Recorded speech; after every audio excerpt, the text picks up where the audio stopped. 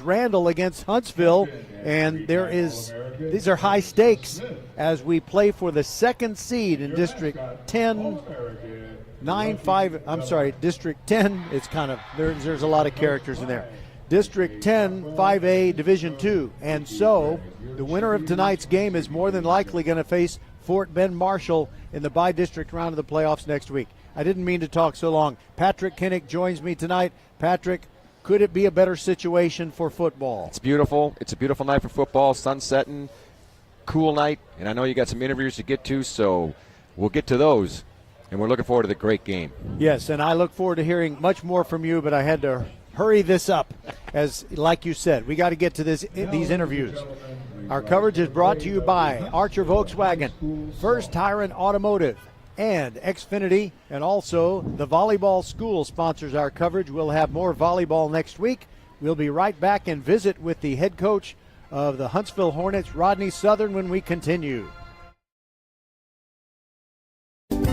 Archer Volkswagen showroom is open, and our team's excited to help you.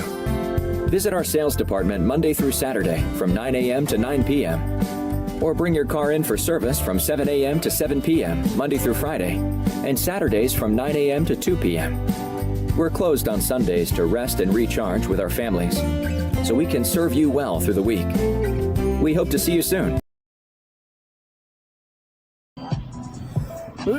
Good Thursday evening to you. Welcome to Trailer Stadium. This is Vype FortBend.com coverage of one of the better season finales as Huntsville is taking on the Randle Lions.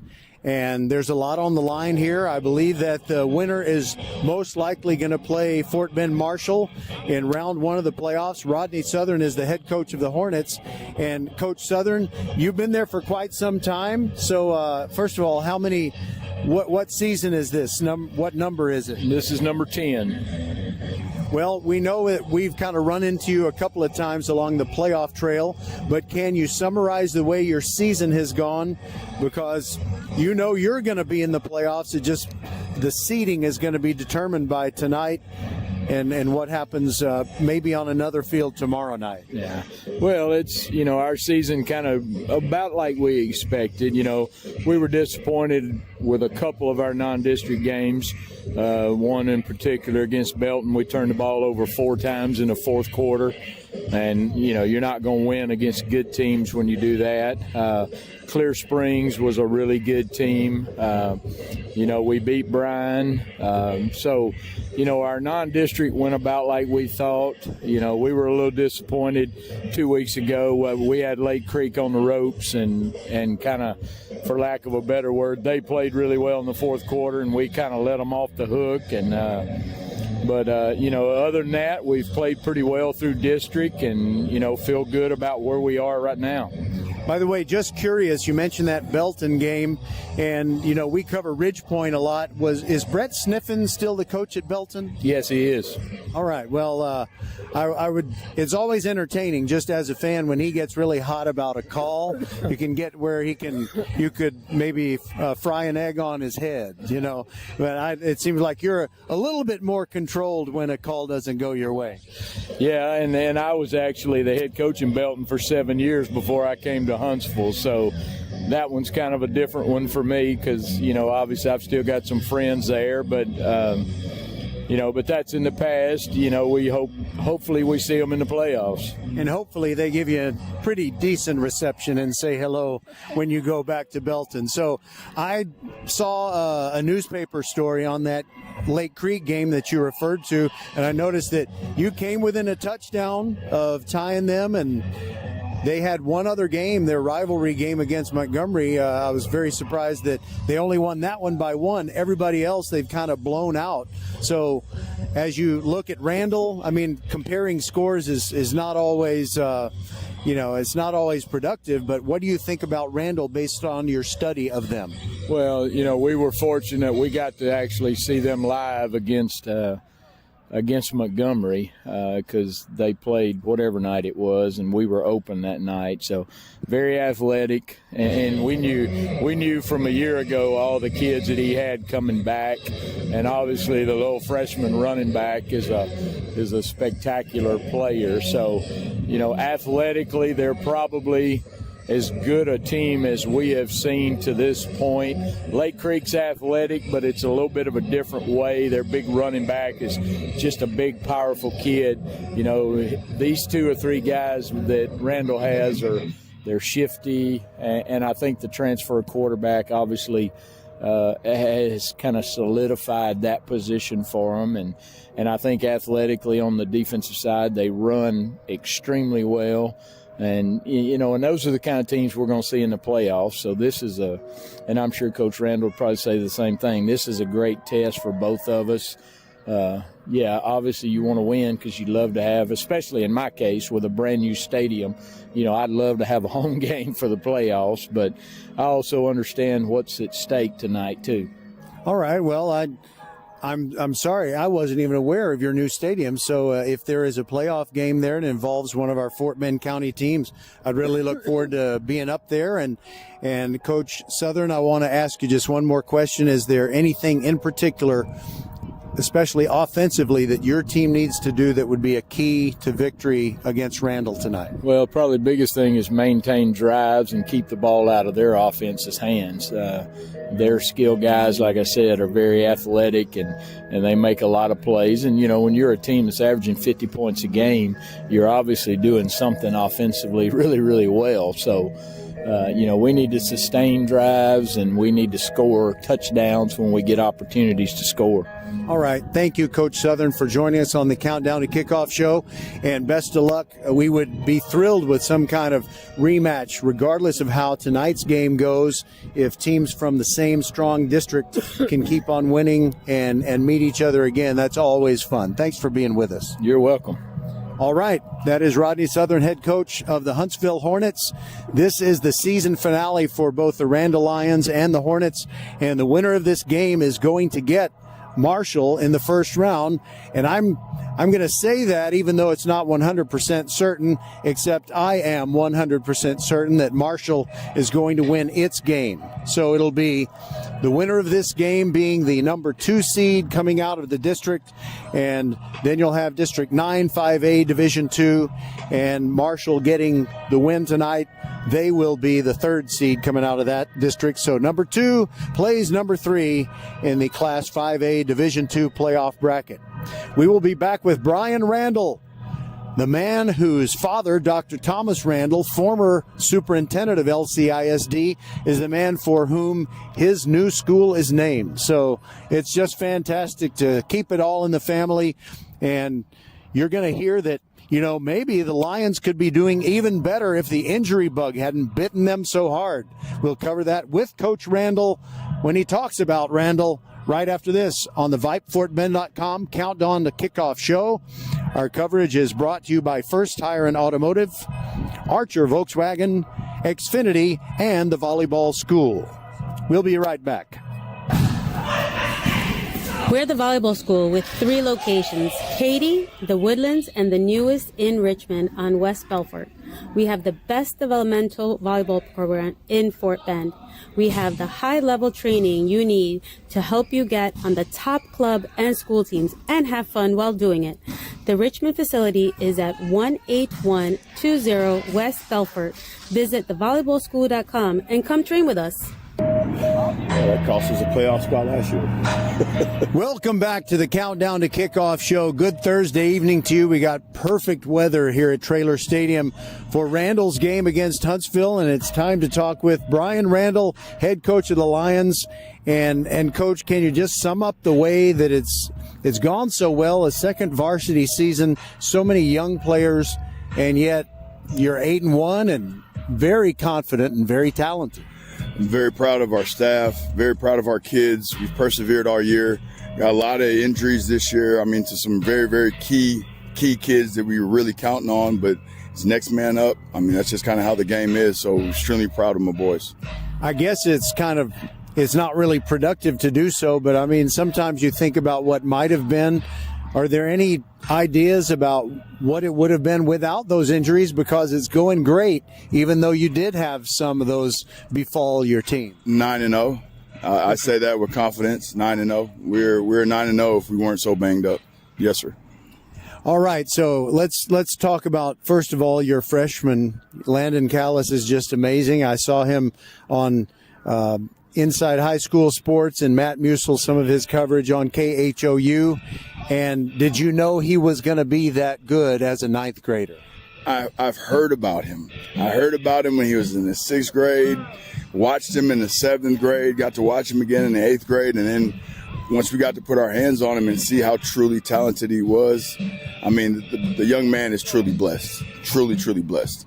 Well, he's certainly getting a lot of attention, and he deserves it, that's for sure. But who are some other folks on your team that you think really deserve some praise for helping you get to this point? I mean, in all honesty, it's been a team effort. Like, I can honestly say that Tyler stepped in at quarterback, young sophomore. He stepped in, learned the offense, and we haven't really missed a beat. You've got Courtney Brown that's having a great year, Jackson Montalago, Little Hollywood, Big D'Amico. He stands out. Like, the entire offensive line they're doing, when I say they're doing the best they can, like they're truly, truly putting it together week in and week out. And injuries, when I say we've been injury plagued, like, talk about a good run of bad luck. That's on the offensive side of the ball. On the defense side of the ball is led by our inside guys with Eric Strickland and Big Chase Sims. Those guys just flat out ballers. John Miller is consistent, as you'll see.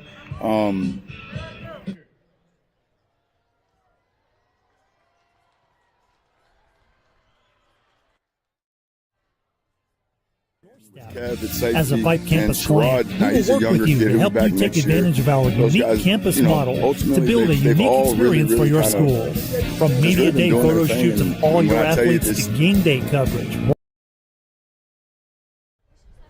All right, fans, sorry that was a little bumpy. We were unable to finish the interview with Coach Randle because we just got started a couple of minutes late, and the teams are on the field and they are ready to kick it off. Randle kicking off to Huntsville, which did not defer. The Hornets won the toss, and they decided they wanted to receive the ball at the west end. Patrick, are you ready for some football? I am ready for some football. It's a beautiful night, as you mentioned earlier. A little bit of a breeze, a little less than we're kind of used to. The Randle kicker is going to kick it with the wind at his back. Melton Green is deep to receive the kick, and we are underway. It is high in the air, a little wind at the back of the Randle kicker, but this will be returned. And it's Peyton Pryor going up the right hash marks. He trips as he gets near the 15 and goes down short of the 20. Outstanding coverage for the Randle Lions, who are wearing the all-black uniforms. Their colors are black and gray or black and silver if you choose. And so it's very simple, Patrick. I mean, your basic black. The uniform pants, the jerseys, and the helmets, head to toe, they're dressed in black. And I think Johnny Cash, if he was here, if he was still with us, he would be at the game. So you'll see Trayshawn Brown a lot, and he gets the first carry for the Huntsville Hornets, who are in all white with the green helmets and the green numerals. Trayshawn Brown is an outstanding sophomore running back, and on the first play he carries to the left, but it's just going to be no gain. Good defense by the Randle Lions that time on the first play, and Huntsville came out of that end zone, just a little bit out of the end zone, and tried to get a return, but only got to the 17, gives them a rough starting spot. They are going from right to left, and they are on the left hash mark, and there's a give to Brown, and he finds some room, but not much. Right up the middle, he was dropped by Curtis John Miller, one of the four captains for Randle. Other than Curtis John Miller, you had Courtney Brown, Paul Sanyalo, and Jared Sherman. So 3rd down and 8. Give him 2 on that last carry, and we'll see if Huntsville puts the ball in the air.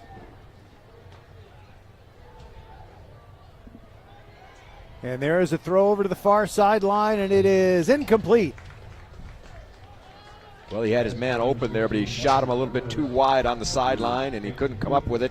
Great start for Randle, 3 and out, and only 2 yards gained. They're going to get great field position here on their first possession, Roger. And Marcus Lewis was in at quarterback for Huntsville. He's a sophomore, but they kind of shuttle in Marcus Lewis and Austin Taylor. We're going to see, more than likely, we're going to see both of those players. And now Joseph Mejia is going to punt. He's standing at his 5. It's a little bit of a low snap, but he gets it in the air. It's a wobbly punt, a tail dragger, if you will. It will get across the 50 and roll to a stop at the 45-yard line in Randle territory, and we'll get our first look at the Lions on offense. Their feature back is a freshman, Landon Williams-Callis. He's amazing. Tyler Scribonic is a talented sophomore quarterback, and it's going to be exciting in the future for these Randle Lions, but the present isn't bad at all as they come into this game with a record of 8-1 and only one district loss. Scribonic is in an empty backfield. He's got 3 receivers to the left side, and he sends one man in motion. That is Landon Williams-Callis, who now parks it right next to Scribonic and takes the first carry, moves to his left, and Huntsville responds pretty well. They limit him to a gain of 2 as he tried to scrape down the line. The tackle for Huntsville was Kadarian Easley. And Randle looks like they're going to play pretty fast, Patrick. They did not huddle. Scribonic hands off again. There goes William Callis over the left side, and he fights forward for a gain of maybe 3. And the tackle by Jawan Giddens. Giddens is a true playmaker. He had a block punt TD in their game against Montgomery Lake Creek. Lake Creek is undefeated for the entire season, but Huntsville came within 7 points of them, lost 27-20. On 3rd down and let's call it 6, Scribonic is in an empty backfield, and it looks like he's going to throw. It's a 5 wide receiver set, 3 over here on the near side. He looks to the right, gets it out of his hand quickly, throws a slant. He's got a completion. It's at the 43-yard line. That'll be a first down for these Randle Lions as he delivered it to Courtney Brown, one of the captains, as we said, and that's a first down. Think of First Tire and Automotive. For all your car care needs, check them out at firsttireandauto.com. Well, Scribonic has to feel good about that first pass. He completes it to Brown, and it gives him the first down. His big sister is the star of the Randle volleyball team. We have broadcasted them this year. 1st and 10 from the 43 of Huntsville. There goes a man in motion. Scribonic throws it to the near side. It's a completion, but a very short gain of just a yard, maybe 2, as he delivered it to Jackson Montalongo. And Montalongo is a very important name at Randle because John Montalongo, formerly the principal of Hightower High School, is the principal of Randle. Wow. And there aren't too many principals, Patrick, you'll ever find they're as happy as their job as Mr. Montalongo. 2nd down and 8. Scribonic hands it off. There goes William Callis. Has good room around the right side. The stretch play gets him down to the 32-yard line. I think that is going to be another first down as Jawan Giddens brings him down near the numbers on the near side. Well, I'll tell you what, I've only seen a couple of plays from William Callis here, the freshman, and he's already very impressive. It's amazing. He's a freshman. He's got quick feet, and he's very decisive on his running.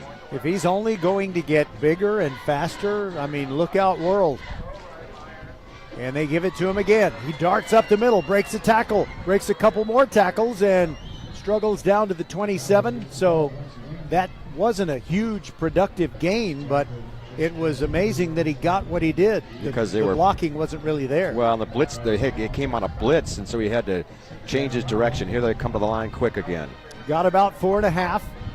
So 2nd and 5.5, and there goes William Callis, gets to the hash marks, and there he goes. He stiff arms one last man, gets inside the 5, and the touchdown saving tackle at the 2-yard line will give Randle a 1st and goal. Well, he followed his block beautifully that time and showed his quickness and speed again. Here they come to the line of scrimmage. Melton Green made that touchdown saving tackle. And they give it to William Callis, and he fights through the middle, and he is into the end zone for a touchdown. That didn't take long. The Lake Creek Lions, I'm sorry, what am I saying? The Randle Lions just zipped down the field, and Patrick will shortly give us the details on that Archer Volkswagen touchdown scoring drive. Yeah, you have to give me just a little time. Oh, yeah. I can tap dance with the best of them. Extra point kick is up, and the extra point kick is good. And I'm not sure who the kicker is. I got to double check his number, and I'm sorry, I have to be careful on that. It looks like it's... I think it's 88. 88. Well, yeah. that's... All right. Well, that'll do. Christian Munguia kicks the extra point for the Randle Lions. Sorry for the delay. We'll be right back. Archer Volkswagen showroom is open, and our team's excited to help you.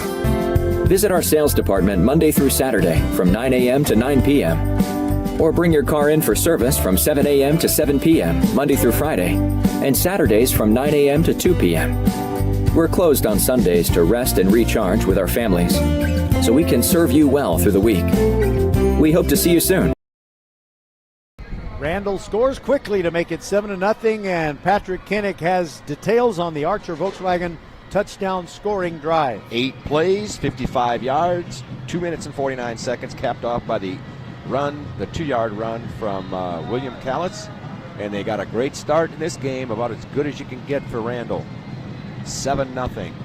I have a very dear friend who's grown up in Wharton County area named Rosie Callis, and I asked if she might be related to this young man. She needs to hear the other name. She says there are a lot of Callises. The kick goes into the end zone, and it's going to be a very nice return for Huntsville. They get it out to the 28-yard line. Boy, he took a wallop there at the end. He was gliding in there for a nice return, and I didn't see the tackler, but I guess you would say that's a decleater because he came off the turf on that one. It was Jeremiah Winfrey, no relation to Oprah. Well, to be honest, I haven't checked it out. I assume he's not. But Huntsville has the football again, trailing 7-0. And again, it is at quarterback Marcus Lewis. He rolls to his left on first down, throws near the sideline, and it's incomplete. He forced his receiver, that's Milton Green, to have to make a turn toward the sideline at the last instant, and he couldn't pull it in. But you know what happened to it, though? He did do that turn, and that could have caused him a little concentration loss, but it went right through his hands. I think he wishes he could have that one back because he probably could have caught that thing. Well, let's check out this Randle pass rush and see if they try to get after Marcus Lewis, but there's a running play going right. It's only going to be 2 yards, no more than that, as Braylon Phelps carries for these Hornets. By the way, they're a one high school ISD. They're the only high school in Huntsville. Well, Randle defense is just suffocating the run game so far in these first 2 series. That was really barely a yard gain there. You know, in that close loss to Lake Creek, Huntsville only had 129 offensive yards. Lewis rolling to the right, looking, and he throws a deep one, and it's too deep for anyone. He was trying to get it to Savion Conte, and you had, airtight defense by Sherrod Rivas. I think he was thinking the receiver, Conte, would be, he kind of, what do you say? He kind of pulled up on his route, and the quarterback thought he was going to keep on going, and he did not keep on going. So 2 3-and-outs for Randle defense. You can't start it off any better than that. I was really impressed, at least by Marcus Lewis, and how far he threw it into the wind. Yeah. Now here's the punt, and it'll be a return opportunity. A flag comes in, though, and it's actually a very short punt return. Came down in the arms of Sean Smith.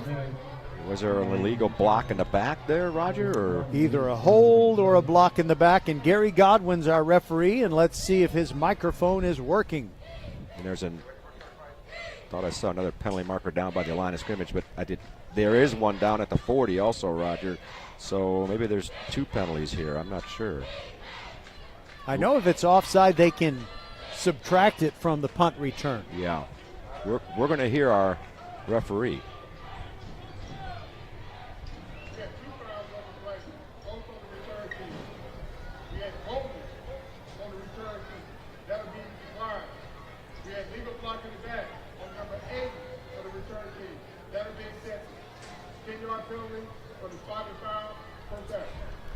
All right, Blake Thompson is caught with the illegal block in the back. That moves the ball back to the 28-yard line. We're less than halfway through the first quarter, and we'll see how quickly Randle can score on this one. You're pretty confident, Roger. I started to say something, and it's best that I didn't continue that thought. Sean Smith in the backfield. He moved over next to Skrabonic, and he carries over the right side at a very determined run. Gets him 5 yards. He kept bouncing around like a pinball, but he was twisting and fighting, and Shiloh Jones brought him down. You know, there are a lot of famous football players named Shiloh playing this year. There's Shiloh Sanders. Oh, yeah. Yeah. Not doing as well as he did early on, though. No.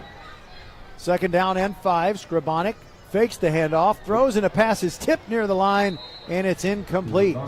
He was trying to throw one of those quick pop passes to his tight end, and let's see. Zach Moss? I think it was Zach Moss. Okay, Zach Moss. The paw up there. It looked like it was 90-something, but yes, it's 82 Zach Moss, the right defensive end. Yeah, and the ball floated a little bit. Looked like somebody might be able to pick that off, but it did hit the turf. 3rd and 5 here for Randle. 3rd down and 5. Skrabonic calling for the snap. Looks right, looks left, throws a little jailbreak screen, and Huntsville is all over this one. It will amount to nothing. They got the ball to Courtney Brown, but it looked like Huntsville had well diagnosed that play, like they knew what was coming, and it's going to be a punt situation for Randle. Well, Huntsville needed that from their standpoint because they had let Randle go the easy first drive, 55 yards, and then this time they were able to give him a 3 and out. So it is Christian Munguia who's going to punt it away for Randle. He angles it away from the punt returner for Huntsville, who's not going to get a chance to return it. That's Cole Schrader. He watches it roll all the way down to the 22. Quick math, 22, 45 yards in the air, not in the air, 45 yards without a return. So that was a really nice punt. It was a spiraling punt away from the receiver, and then it really took a nice roll for him. So they got Huntsville back at their own 27 again. This is their 3rd possession. They have yet to get a first down yet. Both of these teams come in with 1 district loss.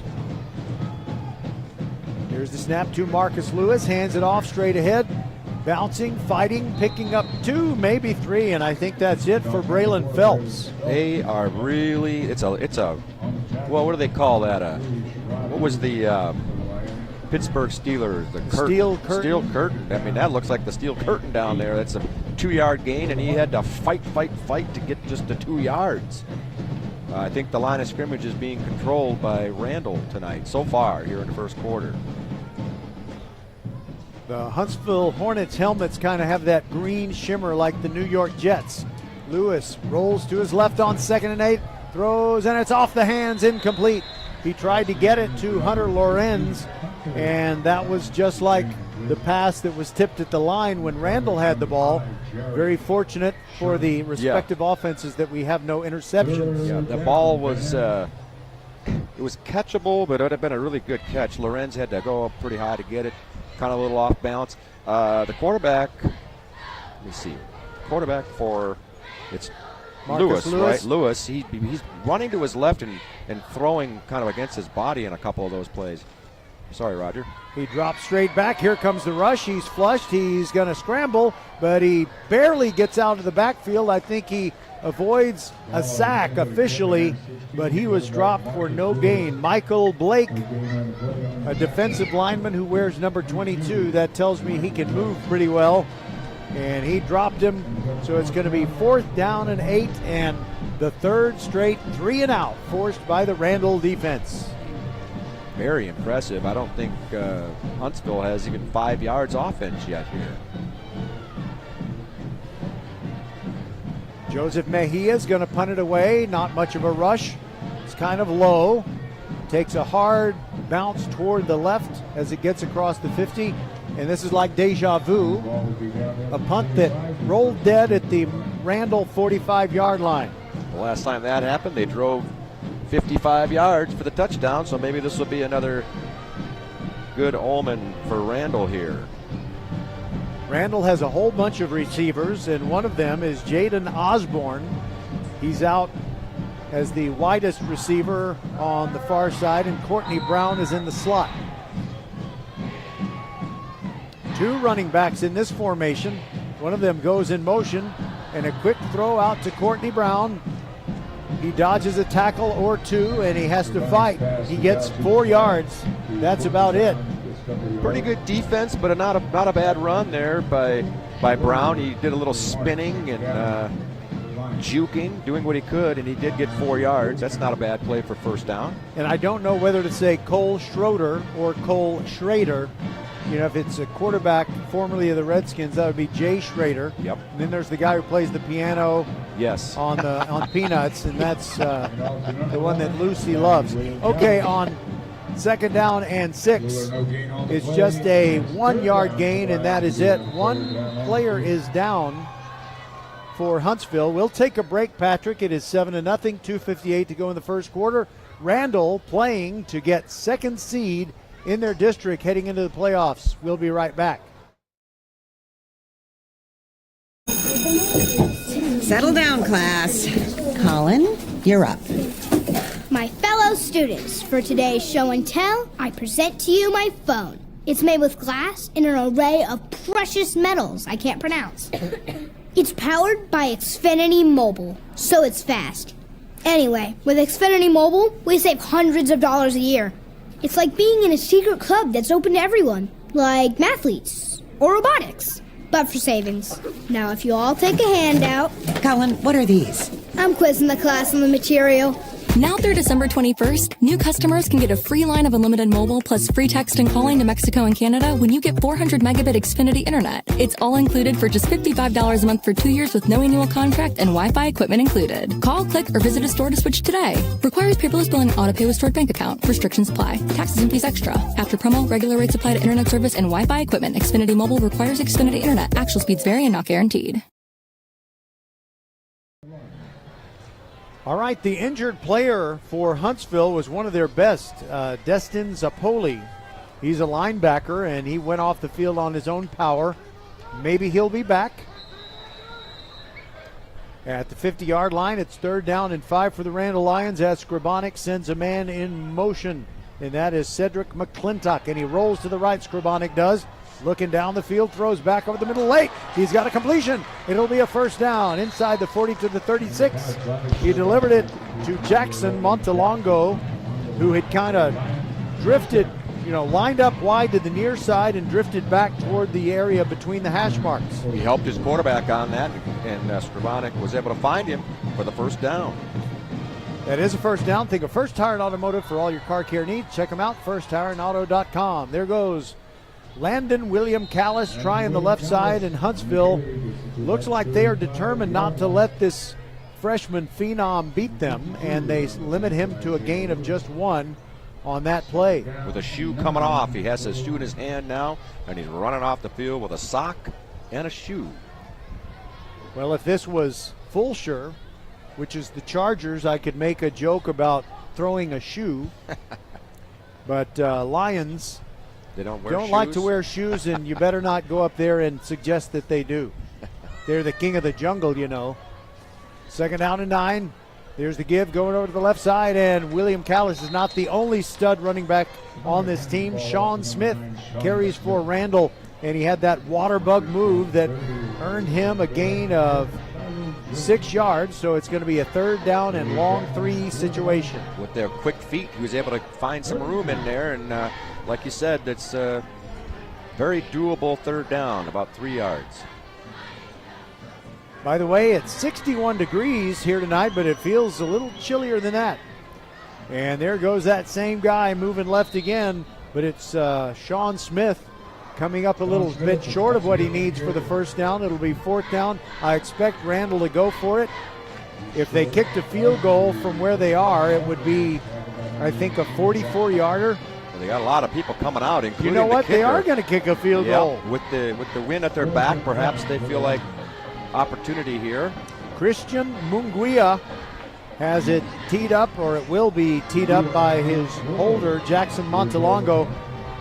At the 34 on the far hash mark, 44-yard attempt. They'll try to expand the 7-0 lead. Good snap and hold. He gets it on its way. Oh, plenty of distance, but he pushed it over to the right. No good. That's a shame. 28 seconds to go in this first quarter, and Huntsville stays within one score as they force the missed field goal. Well, they had to feel pretty fortunate about that. I was with you, Roger. I thought they'd go for it there, but obviously the kicker has the leg. Just didn't quite get the accuracy on that. As ZZ Top almost famously saying, he's got a leg and he knows how to use it. You remember the song Legs, don't you? Yes, I do. From the Eliminator CD, Marcus Lewis takes the snap, throws over the middle. He's lucky that was intercepted. He was trying to get it to Peyton Pryor, but Jared Sherman was in perfect position right between quarterback and receiver, 5 or 6 yards down the field. Not incomplete. Sure. I'm not sure how he didn't intercept it. Maybe it surprised him so much he didn't quite get a grip on that. But second down and 10. Second down and 10 indeed, and 3 straight 3-and-outs by Huntsville. Lewis hands it off, run to the left. This is probably their most productive offensive play, a run of about 6 yards. They handed it off to Braylon Phelps. Did you see something? Oh, yes. You're pointing to the scoreboard, and it looks like that will have been the final play of quarter number 1. Huntsville taking its time, clock at 4. Yeah, it's going to evaporate, and we'll be back on VypeFortBend.com. Glad you're with us. 7-0. Randle leading Huntsville after 1 quarter. Settle down, class. Colin, you're up. My fellow students, for today's show and tell, I present to you my phone. It's made with glass and an array of precious metals I can't pronounce. It's powered by Xfinity Mobile, so it's fast. Anyway, with Xfinity Mobile, we save hundreds of dollars a year. It's like being in a secret club that's open to everyone, like mathletes or robotics, but for savings. Now, if you all take a handout... Colin, what are these? I'm quizzing the class on the material. Now through December 21st, new customers can get a free line of unlimited mobile plus free text and calling to Mexico and Canada when you get 400 megabit Xfinity internet. It's all included for just $55 a month for 2 years with no annual contract and Wi-Fi equipment included. Call, click, or visit a store to switch today. Requires paperless billing and auto pay with stored bank account. Restrictions apply. Taxes and fees extra. After promo, regular rates apply to internet service and Wi-Fi equipment. Xfinity Mobile requires Xfinity internet. Actual speeds vary and not guaranteed. As we begin the second quarter, Huntsville down 7-0, faces a 3rd and 4 at their own 32.5-yard line. Marcus Lewis in the shotgun, calls for the snap, rolls to the left, pulls up, throws it down the far sideline, and it's beyond the reach of his receiver, and a flag comes in very late, and I think they're going to call defensive pass interference against Randle, and it might be legitimate, Patrick, because the receiver looked like he was pushed from behind. He did look like he kind of stumbled, like he got pushed or something. Either that or he really sold it well, but it was right in front of the official there. And it's interesting, Huntsville gets their first down of the night on their 4th drive on a penalty. That's interesting. That says a lot about Randle, and they've been just playing so well, especially against the run. The passing game of Huntsville, they've had a couple of guys open, but they just don't seem to throw crisp, accurate passes. And there goes Lewis running left. He dives forward just 2 yards and nothing more than that. He advances it to the 50-yard line. It'll be 2nd down and 8. That was a straight run, and Lewis has shown a pretty good arm in terms of strength, but the accuracy, as you said, Roger, is a little bit off so far tonight. Chase Sims made that tackle for Randle. 2nd down and 8. Lewis rolls to the right. Looks like he wants to pass, and he throws it over the head of his intended receiver. He was trying to get it to Peyton Pryor, and his accuracy just isn't there yet. He's been high, either high or long on every pass. He has, like I said, he has a good arm in terms of strength, but he just got to get that thing in there. And 3rd down and looks like 8 yards here. Huntsville has yet to really get a first down on their own, except for that, well, the penalty. So let's see if they can do something here. But Randle's been playing tough, and see if they can stop him. Third down and 8, and will Randle bring the heat? A heavier pass rush. Lewis does have time. All of a sudden, he doesn't have time, and he is sacked. Goes down for a loss of 9 yards. And there are a couple of Randle Lions in there, but Chase Sims is the one that got the most of it. And it'll be time for Huntsville to punt. The only way they've been able to get a first down is via the penalty, as you said. Yes, and he had a little bit of time to start that, and then all of a sudden, here came the rush, and they really swallowed him up there. Punting again. This time they'll have the wind at their back. Low snap, but Mejia gets the punt away. He has the wind at his back, as Patrick said, and the ball leaks into the end zone. Wow, that almost died right there short of the goal line. So that's going to be a 58-yard punt, but the effective punt average on that one will have to be 38. Yes. As the ball comes out to the 20. So a break for Randle as it went into the end zone. And after that first drive, they had a 3 and out, and then a little bit of a drive, a missed field goal. Here they go with their fourth drive with a 7-0 lead. Scribonic, empty backfield, takes the snap, gets it out of his hand quickly. It's a catch near the 23-yard line and out of bounds. First catch for D'Amico Harvey. And it's a pickup of, I believe, 4. It's a good little play, a little quick pass. Didn't get a lot of yardage after the catch, but anytime you get 4 or 5 yards on first down, you got some things to work with. Jawan Giddens with that tackle. Scribonic fakes to Williams Callis and throws it to Montalongo near side. And that's another short gain. He advances to the 27. So that's just a gain of 3. And it'll be third down and definitely doable for the Randle Lions. Yes, sir. That was a quick pass. He tried to get a good block from Harvey, then didn't get much there. And looks like they're going to be passing again. Nobody in the backfield. They might set it up, throwing those short ones for an out and up pattern. Scribonic trying to draw an offsides call. Now he throws it down the far sideline, and it's intercepted.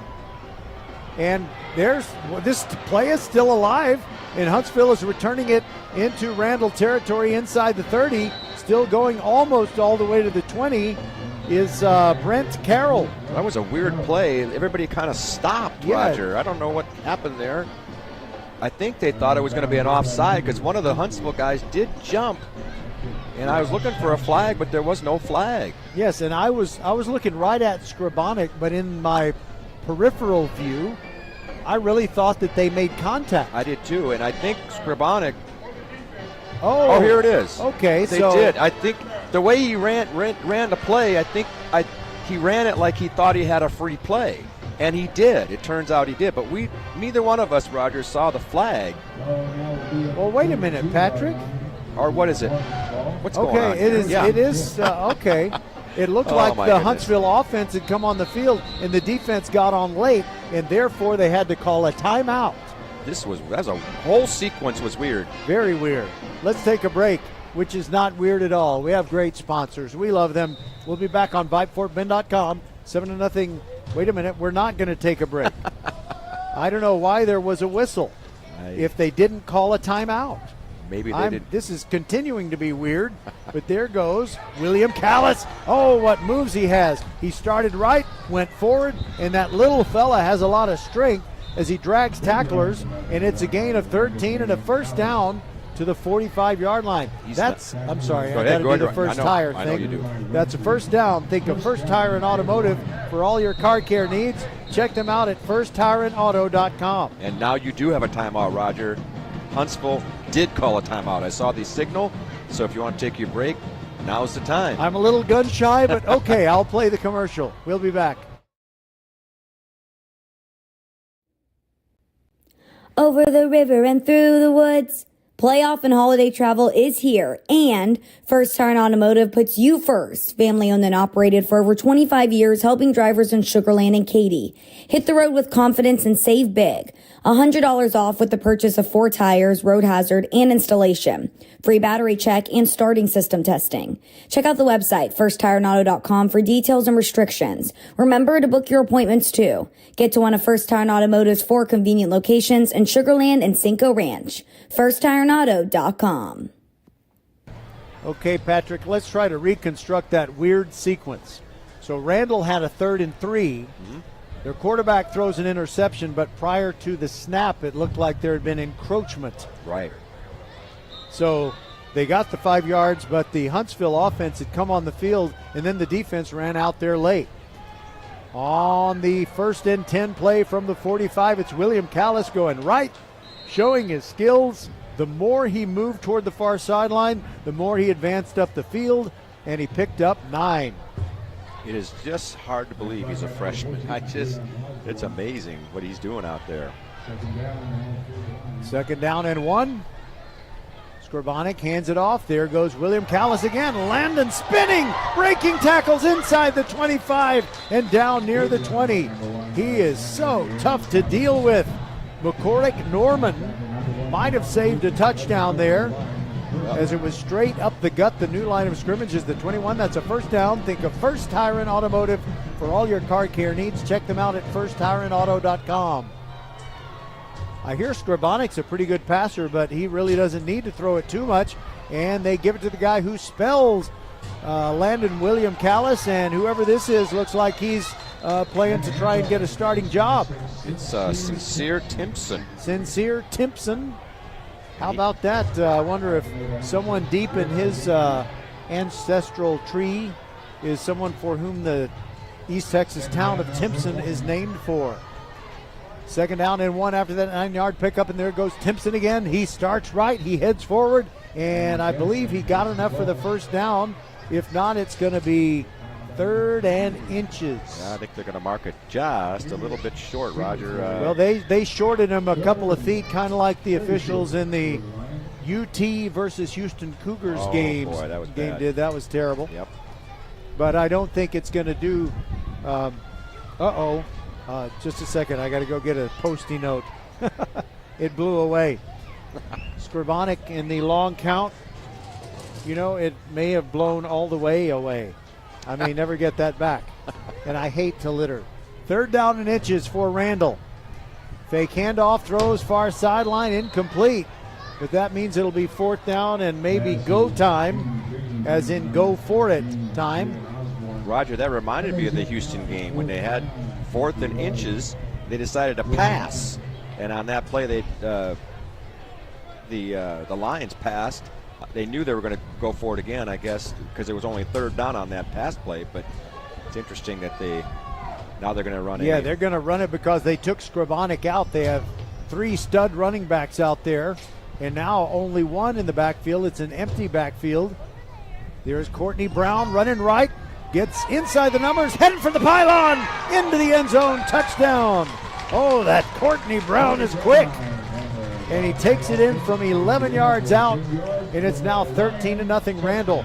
Patrick, say a little something. I'm going to see if I can find that Posty note. Well, that was a good run. They had a couple of guys sprint to the left in motion, and then Brown took the snap, went around the right side, found a good crease, and he went all the way into the end zone for a touchdown, and the Randle Lions are poised here to go up 14-0, pending the extra point here from their kicker. The snap is good, the hold is good, the kick is good. Roger, the kick was good, and it's 14-0. All right, that's the good news for Randle. The bad news for me and Fort Bend County is that I've littered. A sticky note blew off our table. I will not be able to recover it. It's nowhere in sight. I apologize to everyone in the community and to Lamar Consolidated ISD. We'll be right back. Archer Volkswagen showroom is open, and our team's excited to help you. Visit our sales department Monday through Saturday from 9 a.m. to 9 p.m. Or bring your car in for service from 7 a.m. to 7 p.m. Monday through Friday, and Saturdays from 9 a.m. to 2 p.m. We're closed on Sundays to rest and recharge with our families, so we can serve you well through the week. We hope to see you soon. Well, Patrick, I don't know about you, but I am impressed by the quickness, not just of Landon William Callis. They've got Courtney Brown, Jackson Montalongo. There are just so many players on the Randle offense who can really move, and their defense, I think you used the word suffocating. All right, there is the kick by Christian Munguia, and Huntsville's going to be able to bring it back. Numbers near side, and it's a decent return out to 29. Jeremiah Winfrey brought it back.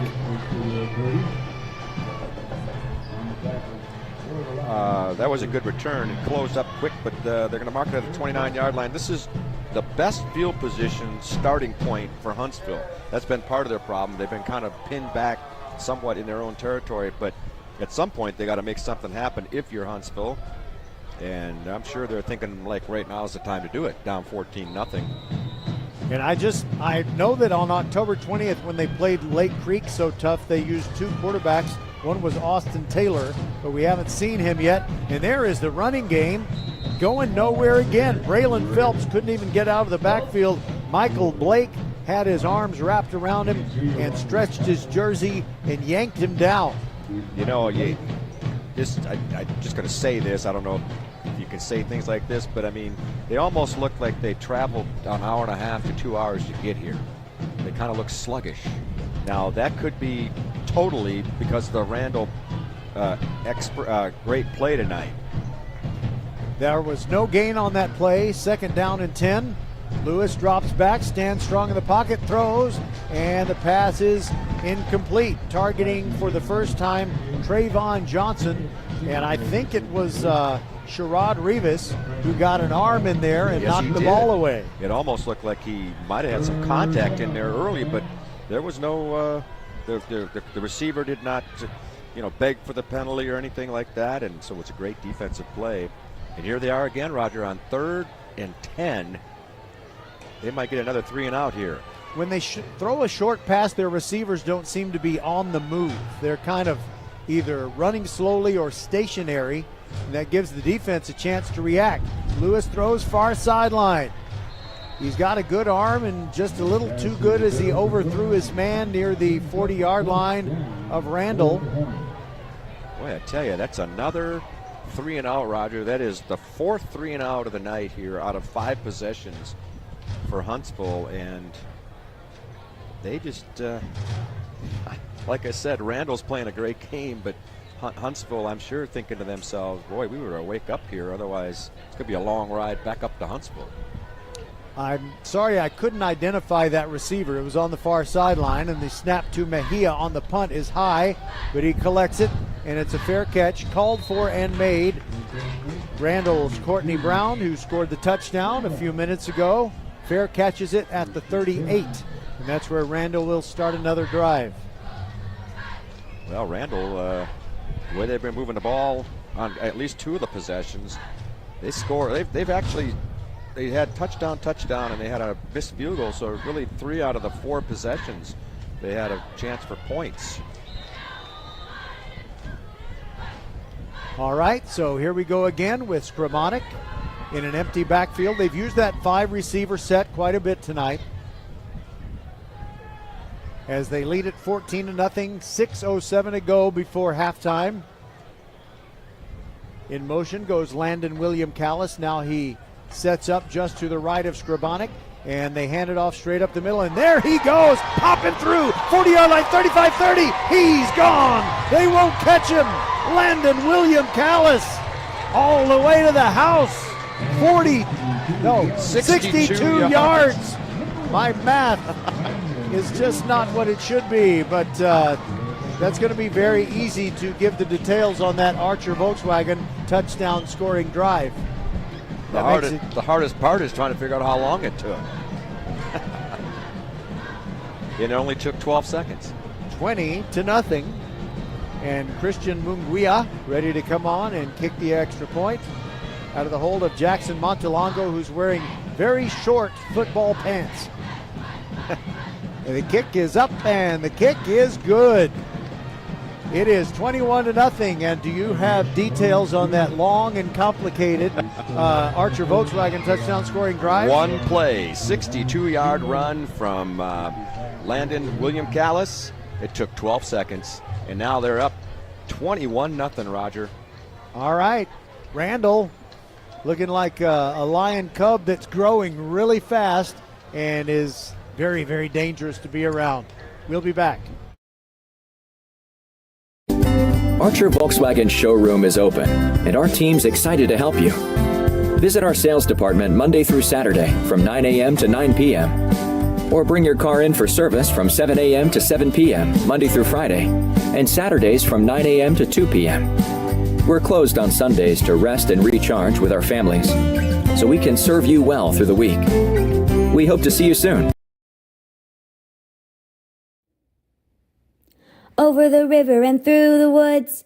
Playoff and holiday travel is here, and First Tire Automotive puts you first. Family owned and operated for over 25 years, helping drivers in Sugar Land and Katy. Hit the road with confidence and save big. $100 off with the purchase of 4 tires, road hazard, and installation. Free battery check and starting system testing. Check out the website, firsttireauto.com, for details and restrictions. Remember to book your appointments too. Get to one of First Tire Automotive's 4 convenient locations in Sugar Land and Cinco Ranch. firsttireauto.com. Huntsville's Jeremiah Winfrey returned the kickoff, and he is injured. He had a great return out to the 47, and he's injured right in front of the Randle bench, which is on the near side. So the Huntsville training staff is going to have to hustle over and check him out. Hope he is okay. We will take a break. It's 21-0, Randle over Huntsville. Settle down, class. Colin, you're up. My fellow students, for today's show and tell, I present to you my phone. It's made with glass and an array of precious metals I can't pronounce. It's powered by Xfinity Mobile, so it's fast. Anyway, with Xfinity Mobile, we save hundreds of dollars a year. It's like being in a secret club that's open to everyone, like mathletes or robotics, but for savings. Now, if you all take a handout... Colin, what are these? I'm quizzing the class on the material. Now through December 21st, new customers can get a free line of unlimited mobile plus free text and calling to Mexico and Canada when you get 400 megabit Xfinity internet. It's all included for just $55 a month for 2 years with no annual contract and Wi-Fi equipment included. Call, click, or visit a store to switch today. Requires paperless billing and autopay with stored bank account. Restrictions apply. Taxes and fees extra. After promo, regular rates apply to internet service and Wi-Fi equipment. Xfinity Mobile requires Xfinity internet. Actual speeds vary and not guaranteed. We're the volleyball school with 3 locations, Katy, the Woodlands, and the newest in Richmond on West Belfort. We have the best developmental volleyball program in Fort Bend. We have the high-level training you need to help you get on the top club and school teams and have fun while doing it. The Richmond facility is at 18120 West Belfort. Visit thevolleyballschool.com and come train with us. The crowd giving a nice hand to Jeremiah Winfrey. And as we watched him return that kick, he was on the near sideline very close to us. He really had a good head of steam. And the tackle came abruptly from behind, and it looked like one of those plays where, you know, somebody grabbed his leg very tightly while the rest of his body kept going. So he appears to be in a lot of pain. They very quickly put him on the motorized cart. And you said that they just weren't letting him put any weight on what it looked like is the left leg or the right leg. Looks like they're holding the left leg. And they brought that cart off real quick. We were kind of amazed at perhaps how quickly they were able to diagnose whatever it is. And he's on the cart, wheeled off. Hate to see that. He's a senior, according to the roster here. He's a senior. Where is he? What number is he again? 26. Just 6. Oh, number 6. Yeah, he's a senior cornerback. And you hate to see that in anybody get hurt, but especially senior, close to playoff time, all that kind of thing. So tough to see. They marked him at the 46, so it's 1st and 10 for the Hornets from right there, and Marcus Lewis in the shotgun. Hands it off, running left, getting one, maybe two, that's it. Braylon Phelps is just smothered by this outstanding defense of the Randle Lions. On the tackle, Eric Strickland. Yeah, they're just not getting any room in there. Maybe they had one gain of 3 or 4 yards, Roger, on the run, but everything else has been no gain, 1 yard. Lions are just blocking up that hole. They look hungry. Yes. 4-man defensive front, 4 guys with their hand on the ground. Lewis wants to pass. He's flushed over to the right, near the sideline, throws a flutter ball up, but it lands harmlessly inside the Randle bench. And the most active player that we've seen on this very active Randle defense has to be Michael Blake, and he forced the errant throw. He had a sack almost. Yeah. The quarterback there, Lewis, did everything he could just to get the ball thrown away out of bounds, which saves them some yardage, but it's still a 3rd and 8. And here they are, threatened to be another 3rd and out, or another 3 and out.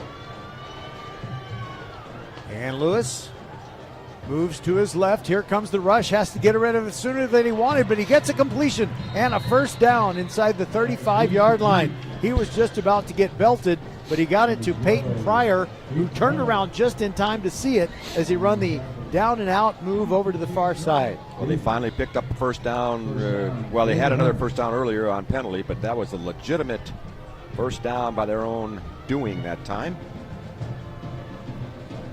Ball on the left hash mark, 35-yard line. Running right, getting nothing. A flag comes in late as they drop Braylon Phelps like a bad habit. And Sherrod Rivas came up to make the tackle. I wonder what this is going to be. Here's Gary Godwin.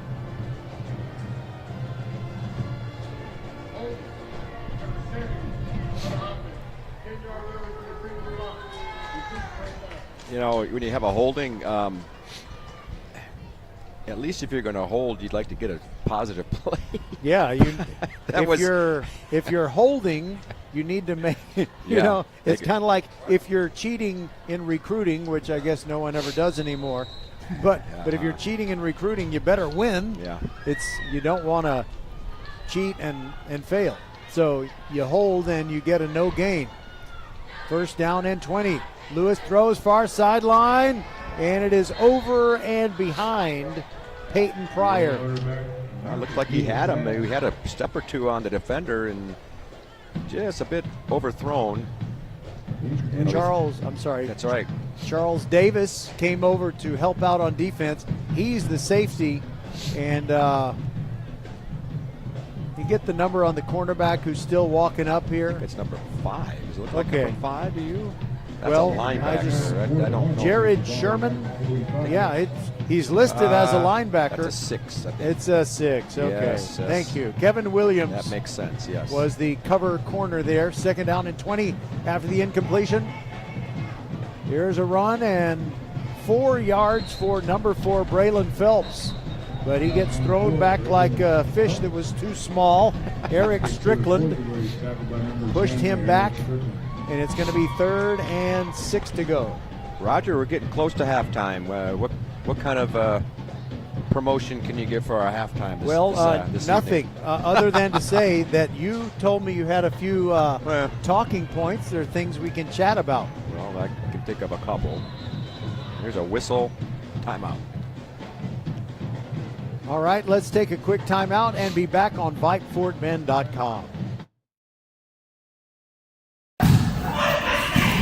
We're the volleyball school with 3 locations, Katy, the Woodlands, and the newest in Richmond on West Belfort. We have the best developmental volleyball program in Fort Bend. We have the high-level training you need to help you get on the top club and school teams and have fun while doing it. The Richmond facility is at 18120 West Belfort. Visit thevolleyballschool.com and come train with us. Brian Adams and Luke Scott. By the way, throughout the volleyball season, Tuesday night volleyball has been presented by the Volleyball School, and they will continue to support us as we make our way along the playoff road. We did broadcast a match that involved the Randle girls, and even though Randle lost that one, we interviewed the older sister of the quarterback, Scribonic, Tyler Scribonic's big sister. And to be honest with you, Patrick, I think I'm going to have to throw in my little USB drive and look at the Randle volleyball roster, because for the life of me, I can't remember what his big sister's name was. All right, 3rd down and 16 to go. Lewis rolls to his right, being harassed.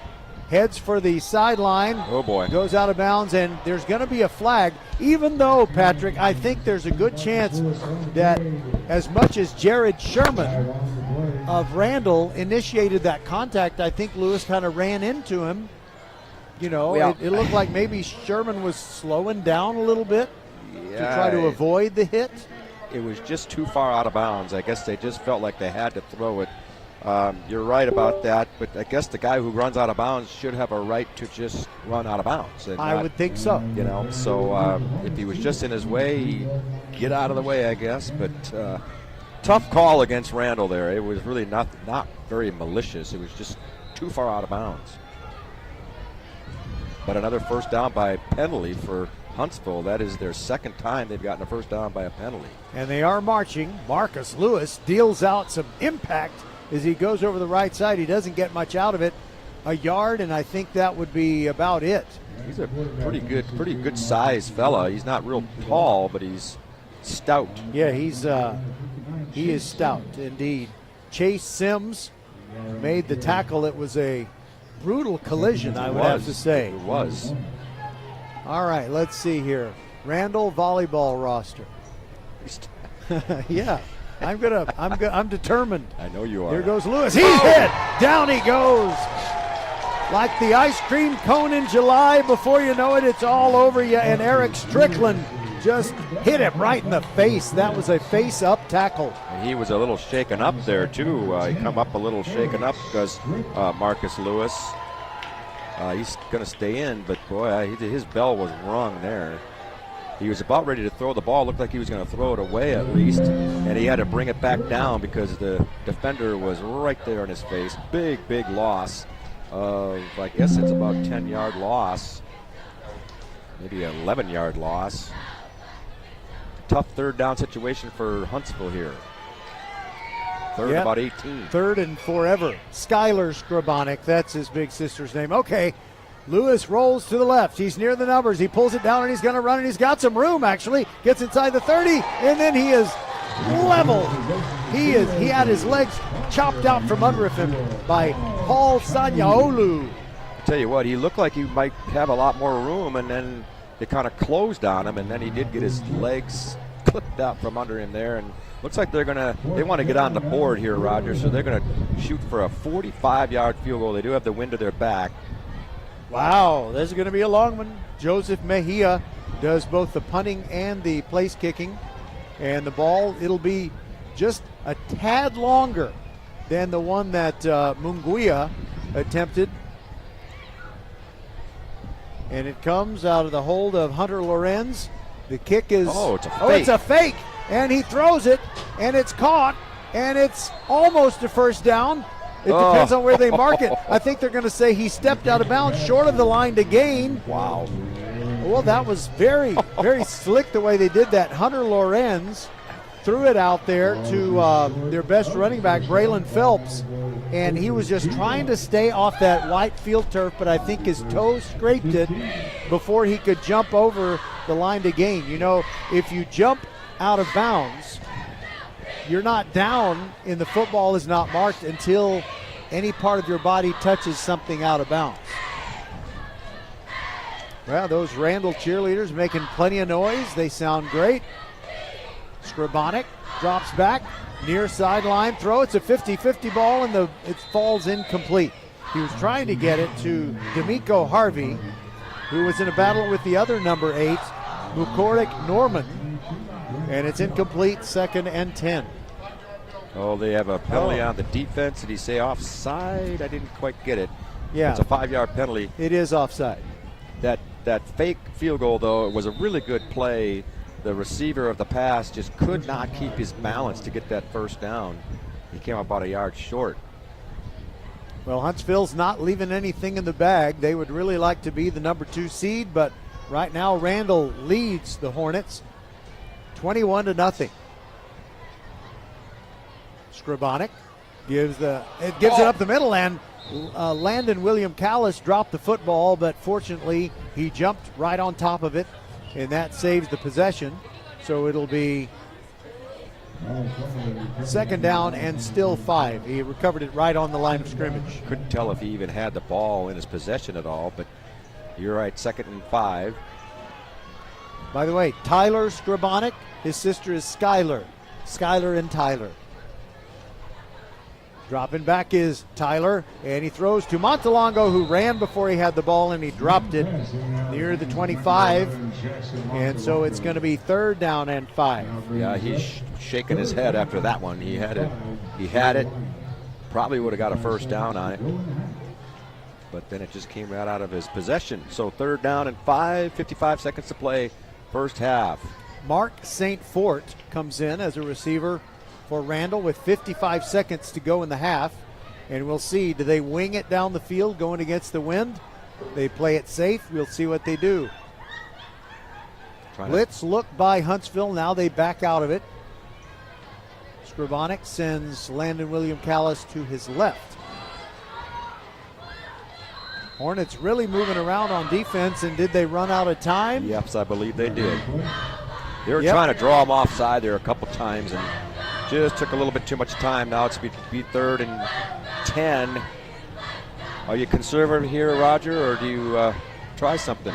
I think with this penalty, making it 3rd and 10, going into the wind, 52 seconds, I doubt they're going to put it up, but I could be wrong. I would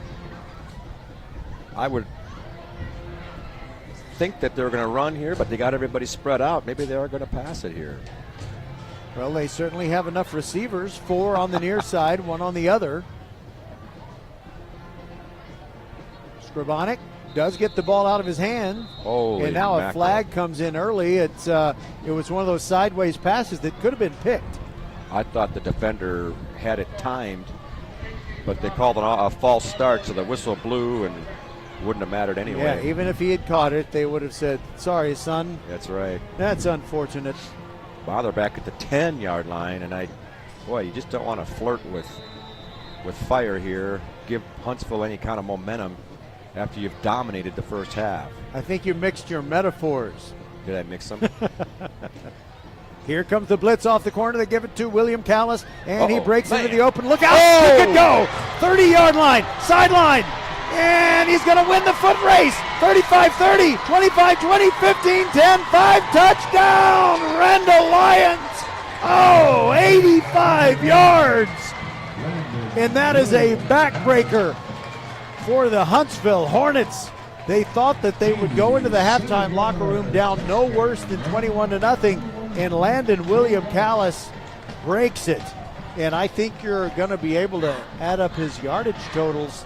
It won't be easy, though, but you can add 85 now. Well, I was trying to figure out if they were at the 10 or at the 15. Remember they got the penalty there? Well, I was just looking at the scoreboard, and it said the ball yard line was the 15. All right, we'll go with that. I thought maybe he was at the 10, but we'll give an 85-yard run. Holy mackerel. Munguia's extra point kick sneaks inside the left upright. It is good. It is 28-0, 45 seconds to go in the half. We'll be back on VypeFortBend.com. Over the river and through the woods. Playoff and holiday travel is here, and First Tire Automotive puts you first. Family owned and operated for over 25 years, helping drivers in Sugar Land and Katy. Hit the road with confidence and save big.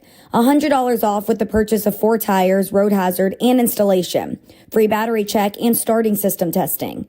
Check out the website, firsttireauto.com, for details and restrictions. Remember to book your appointments too. Get to one of First Tire Automotive's 4 convenient locations in Sugar Land and Cinco Ranch. firsttireauto.com.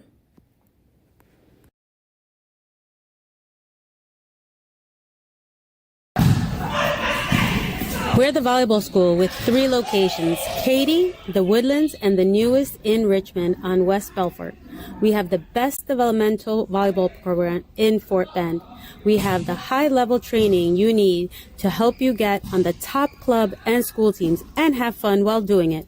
The Richmond facility is at 18120 West Belfort. Visit thevolleyballschool.com and come train with us. Our volleyball playoff coverage will continue actually next week. High pop-up kick lands out of bounds on the near side. The flag comes in, but I have a feeling that Huntsville is just going to say, let's take a knee or run it straight ahead and regroup, go back to the locker room and try and figure out how to move the football consistently in the second half. And to make matters worse, if you remember, Huntsville got the opening kickoff, so Randle's going to get the ball to start the third quarter.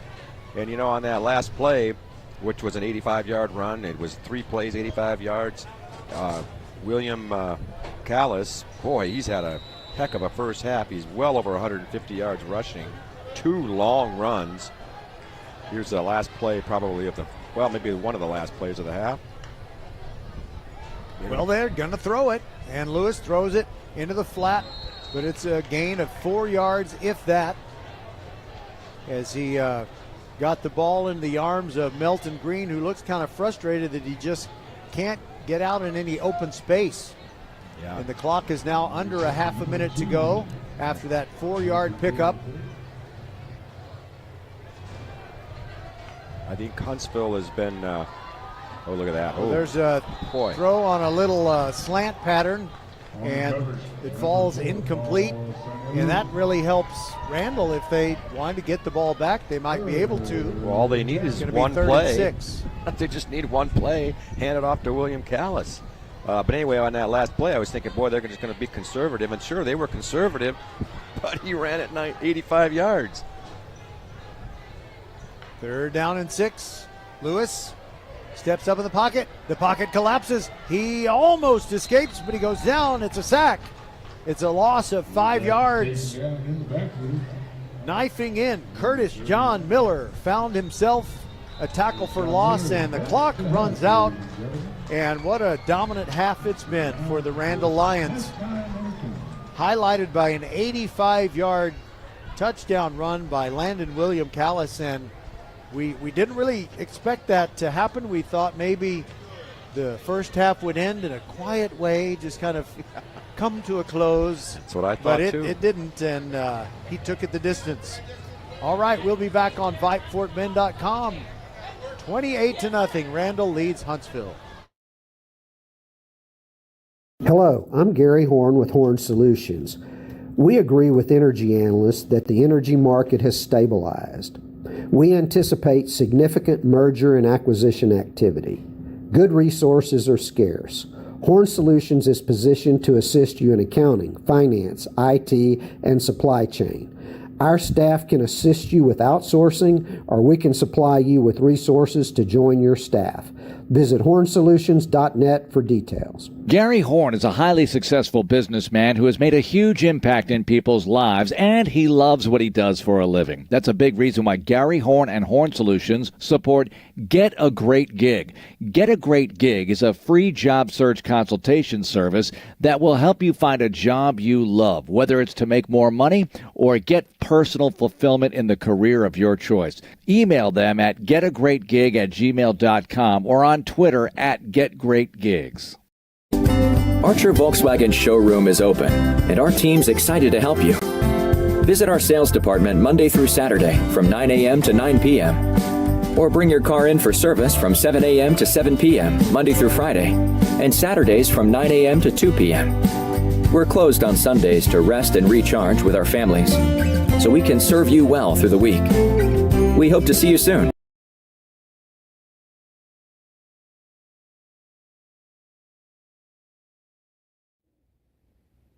Over the river and through the woods. Playoff and holiday travel is here, and First Turn Automotive puts you first. Family owned and operated for over 25 years, helping drivers in Sugar Land and Katy. Hit the road with confidence and save big $100 off with the purchase of 4 tires, road hazard, and installation. Free battery check and starting system testing. Check out the website, firsttireauto.com, for details and restrictions. Remember to book your appointments too. Get to one of First Tire and Automotive's 4 convenient locations in Sugar Land and Cinco Ranch. firsttireauto.com.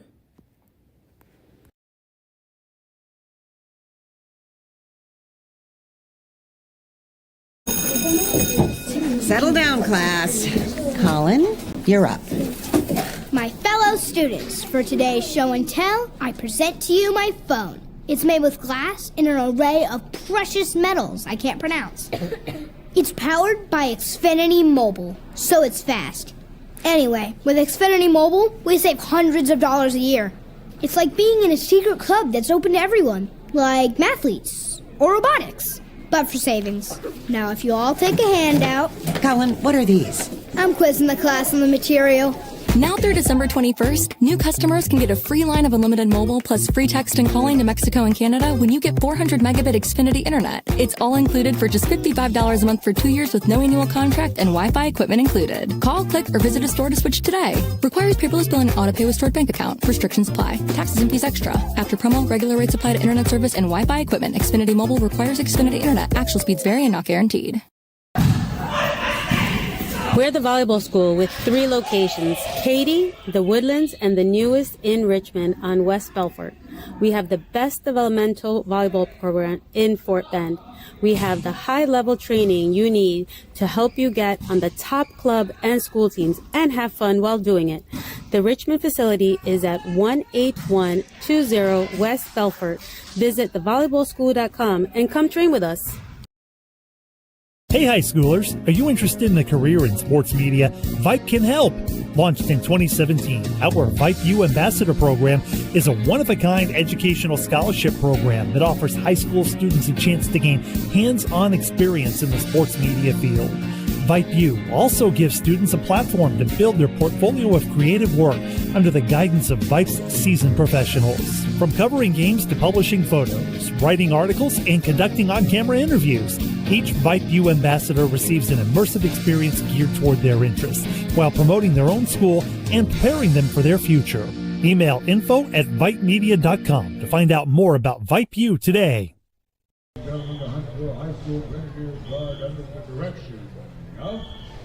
Well, fans, we are VypeFortBend.com, your broadcast home for Fort Bend County High School sports. We don't do just regular season stuff. We also do the playoffs. And we love volleyball as much as we love football, and we want to bring you results on what's going on with the volleyball playoff that involves the Randle girls. So if you're wondering, is Skylar Scribonic here to watch her brother Tyler Scribonic? Well, no, she's busy playing a volleyball match, and we are going to get some results for you on that. And I thank Nate Nunez. He is the silent partner inside the mothership at Vype World headquarters, and he is going to get some information on that volleyball match, second round or area volleyball match, as the Randle girls compete in the Class 5A state volleyball playoffs. Earlier this week on Tuesday, we had a 5-set thriller as the Ridge Point Panthers, who were the top seed in District 26A going into the playoffs, they came up with a win over Katy Jordan. But man, it was not easy. It went into the 5th set as we broadcasted from Hobson Fieldhouse. So Ridge Point advancing to the area round. So too is Fulshear. Fulshear is really, really good. They are 36-4 on the year, and they had an easy win over Waltrip to begin their playoff run, and they play tomorrow night. And one thing that we have done at VypeFortBend.com, we have followed our teams as far as they go. We have covered state championship competition in Round Rock, in Arlington, and in Garland. But Garland is the only place where we have been able to find a Fort Bend County team that we could broadcast winning state competition. And you have to realize that I know that there are Fort Bend County teams that, for example, very recently have won championships in water polo. But that's not exactly a radio sport. You can't really call radio, or at least I haven't tried. Maybe I should some time, because Foster, by the way, is very, very good. They've won a state championship 2 now, I think, in water polo, which is a newly sanctioned UIL sport. They've just had 2 seasons. Brazos Wood, by the way, not a Fort Bend County school, but close neighbors that we like very much down there in Clute. They have also won a state championship in water polo. So we want you to know that we're not just about football, but to let you know about what we have going in football for the rest of this week. Going to be a very critical, well, as soon as I say that, I realize that wouldn't even be correct. We don't really have any critical games, honestly, other than this one, because Randle definitely wants to secure the 2nd seed out of District 1, Class 5A, Division 2. We do have the rivalry game right here at Traylor Stadium tomorrow night. It is going to be Foster taking on Fulshire. Fulshire trying to stay undefeated on the season. They have been very impressive, and wouldn't it be fun if we had Randle going all the way in Class 5A Division 2 and Fulshire going all the way in Class 5A Division 1. Ridgepoint has a pretty good team in District 26A, and so they have a chance, I think, as well, although their big problem is they're in Region 3 of Class 6A Division 1, and that means that you're going to face North Shore and or Atascocita and or Dickinson. It's just it's a gauntlet. It's a region of doom. It is very, very difficult to get through there, and North Shore is always the favorite.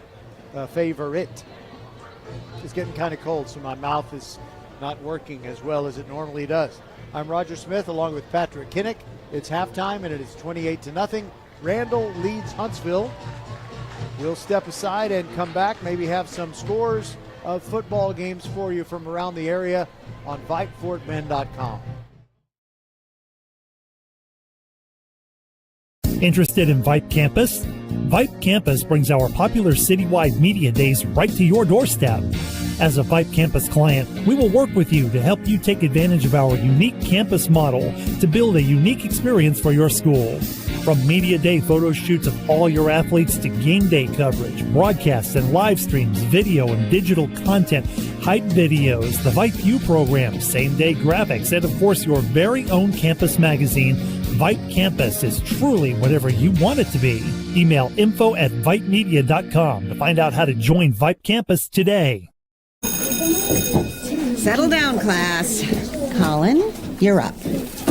My fellow students, for today's show and tell, I present to you my phone. It's made with glass and an array of precious metals I can't pronounce. It's powered by Xfinity Mobile, so it's fast. Anyway, with Xfinity Mobile, we save hundreds of dollars a year. It's like being in a secret club that's open to everyone, like mathletes or robotics, but for savings. Now, if you all take a handout... Colin, what are these? I'm quizzing the class on the material. Now through December 21st, new customers can get a free line of unlimited mobile plus free text and calling to Mexico and Canada when you get 400 megabit Xfinity internet. It's all included for just $55 a month for 2 years with no annual contract and Wi-Fi equipment included. Call, click, or visit a store to switch today. Requires paperless billing, auto pay with stored bank account. Restrictions apply. Taxes and fees extra. After promo, regular rates apply to internet service and Wi-Fi equipment. Xfinity Mobile requires Xfinity internet. Actual speeds vary and not guaranteed. We're the volleyball school with 3 locations, Katy, the Woodlands, and the newest in Richmond on West Belfort. We have the best developmental volleyball program in Fort Bend. We have the high-level training you need to help you get on the top club and school teams and have fun while doing it. The Richmond facility is at 18120 West Belfort. Visit thevolleyballschool.com and come train with us. Over the river and through the woods. Playoff and holiday travel is here, and First Tire and Automotive puts you first. Family owned and operated for over 25 years, helping drivers in Sugar Land and Katy. Hit the road with confidence and save big. $100 off with the purchase of 4 tires, road hazard, and installation. Free battery check and starting system testing. Check out the website, firsttireandauto.com, for details and restrictions. Remember to book your appointments too. Get to one of First Tire and Automotive's 4 convenient locations in Sugar Land and Cinco Ranch. firsttireandauto.com. Hello, I'm Gary Horn with Horn Solutions. We agree with energy analysts that the energy market has stabilized. We anticipate significant merger and acquisition activity. Good resources are scarce. Horn Solutions is positioned to assist you in accounting, finance, IT, and supply chain. Our staff can assist you with outsourcing, or we can supply you with resources to join your staff.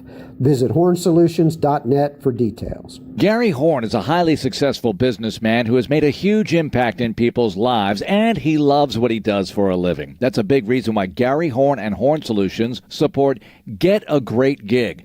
Get a Great Gig is a free job search consultation service that will help you find a job you love, whether it's to make more money or get personal fulfillment in the career of your choice. Email them at getagreatgig@gmail.com or on Twitter at getgreatgigs. Archer Volkswagen showroom is open, and our team's excited to help you. Visit our sales department Monday through Saturday from 9 a.m. to 9 p.m. Or bring your car in for service from 7 a.m. to 7 p.m. Monday through Friday, and Saturdays from 9 a.m. to 2 p.m. We're closed on Sundays to rest and recharge with our families, so we can serve you well through the week. We hope to see you soon.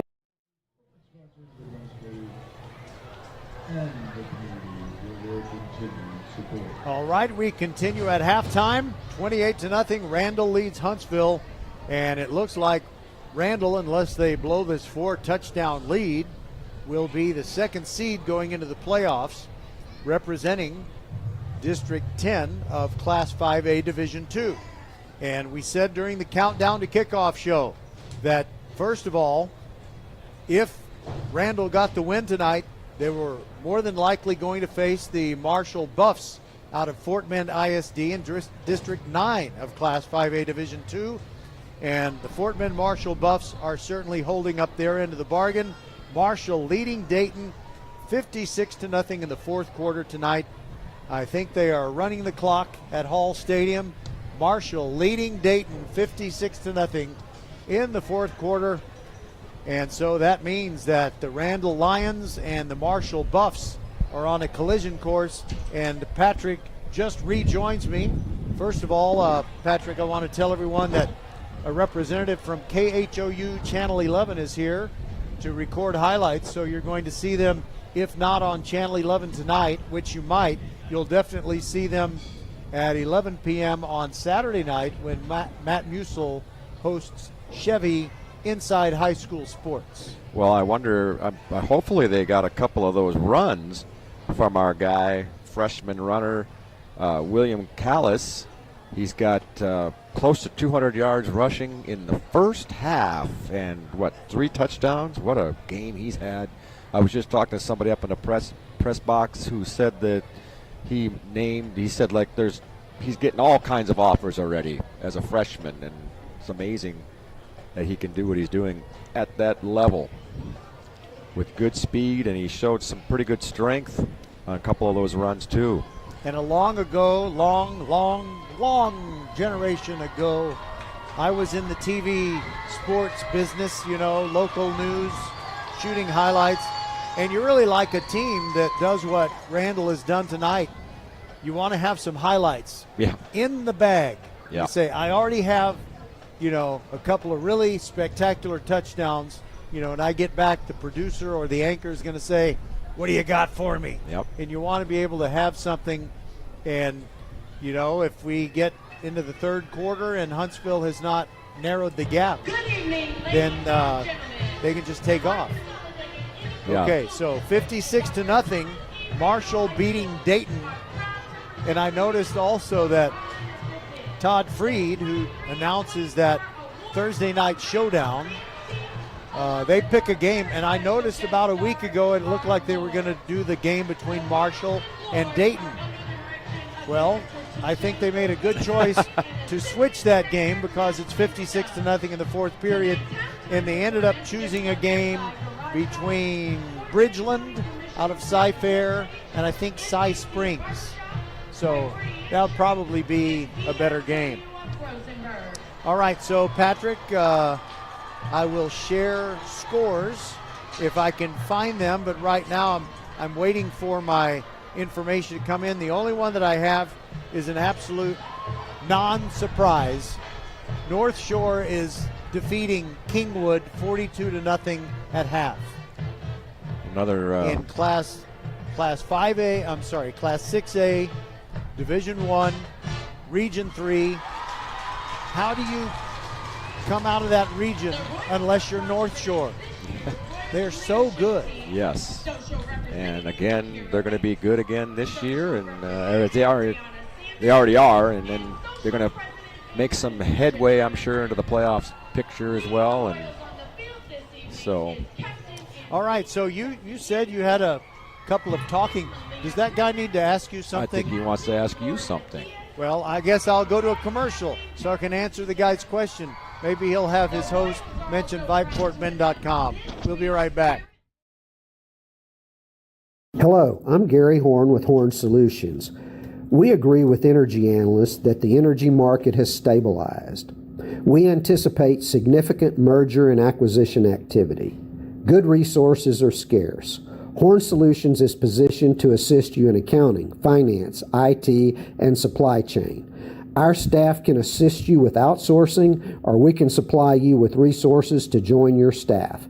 Visit hornsolutions.net for details. Gary Horn is a highly successful businessman who has made a huge impact in people's lives, and he loves what he does for a living. That's a big reason why Gary Horn and Horn Solutions support Get a Great Gig.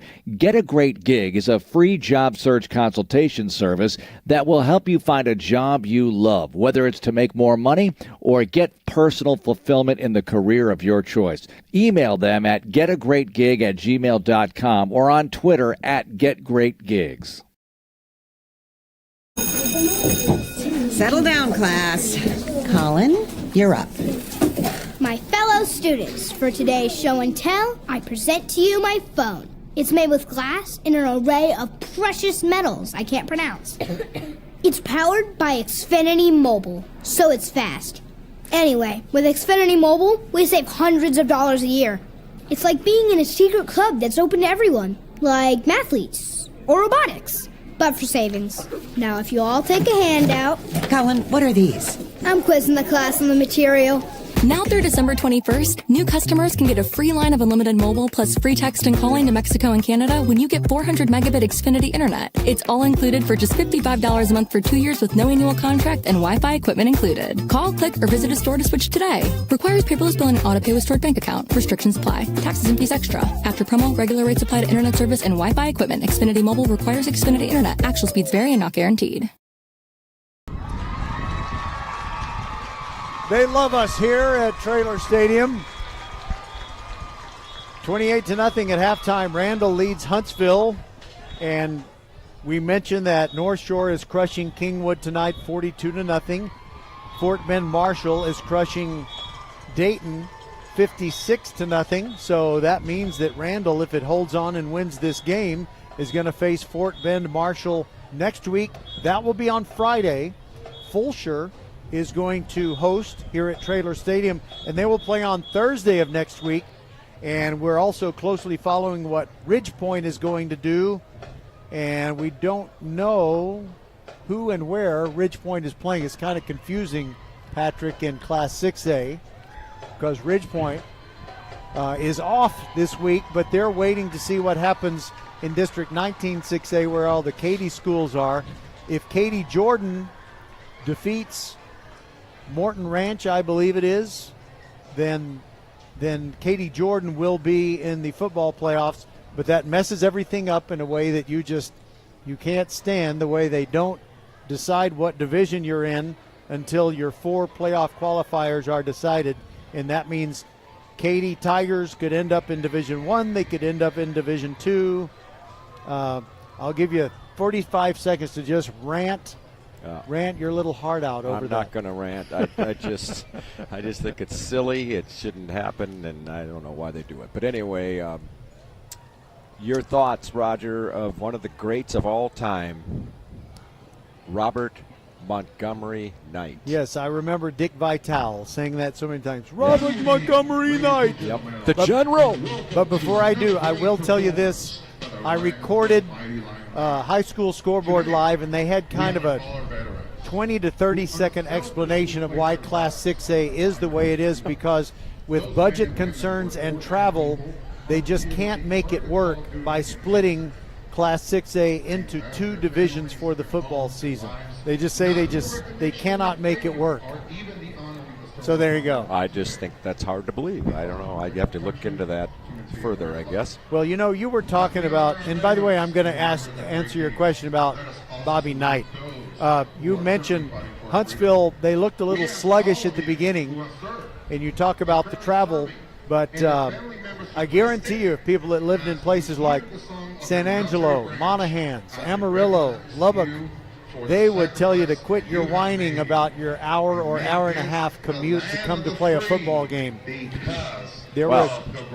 I was, for the record, I wasn't whining. I was just players, just suggesting that perhaps that might have something to do with it. I don't know. Yeah, I know you're not whining, but can you imagine there were at least 2 years where San Angelo Central had to drive to Amarillo to play district games. How long of a trip is that? 4.5 hours. 4.5 hours. So, and think of the El Paso teams that once they have played each other in the first round of the playoffs, they then have to venture all the way to Odessa or all the way to Lubbock. They have to make some crazy long trips. How far is El Paso to Odessa? I think it's 5 hours. El Paso to Lubbock. El Paso to Lubbock, more like 6. Yes.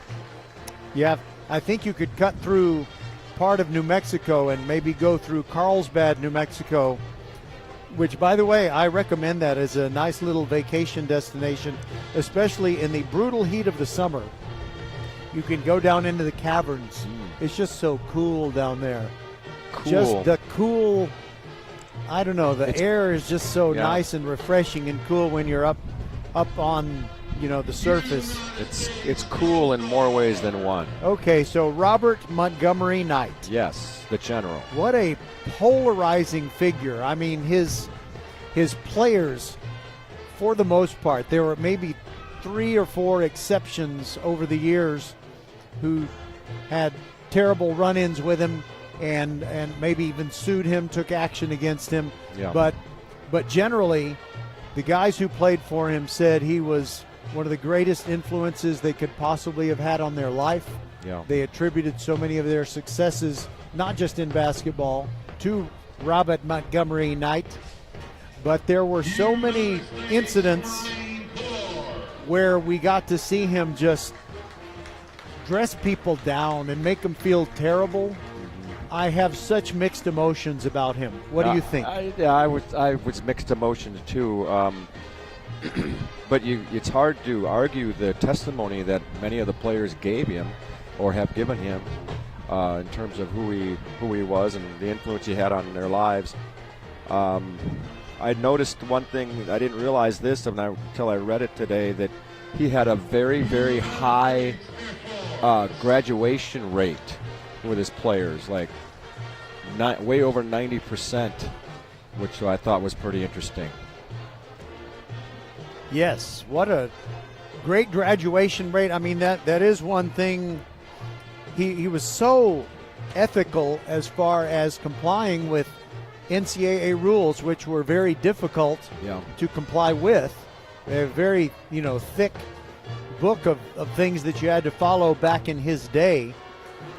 And yet he would often defeat schools that kind of skirted the rules a little bit. So you got to admire that part of it. Yes, and then he couldn't quite keep the rules on the sideline.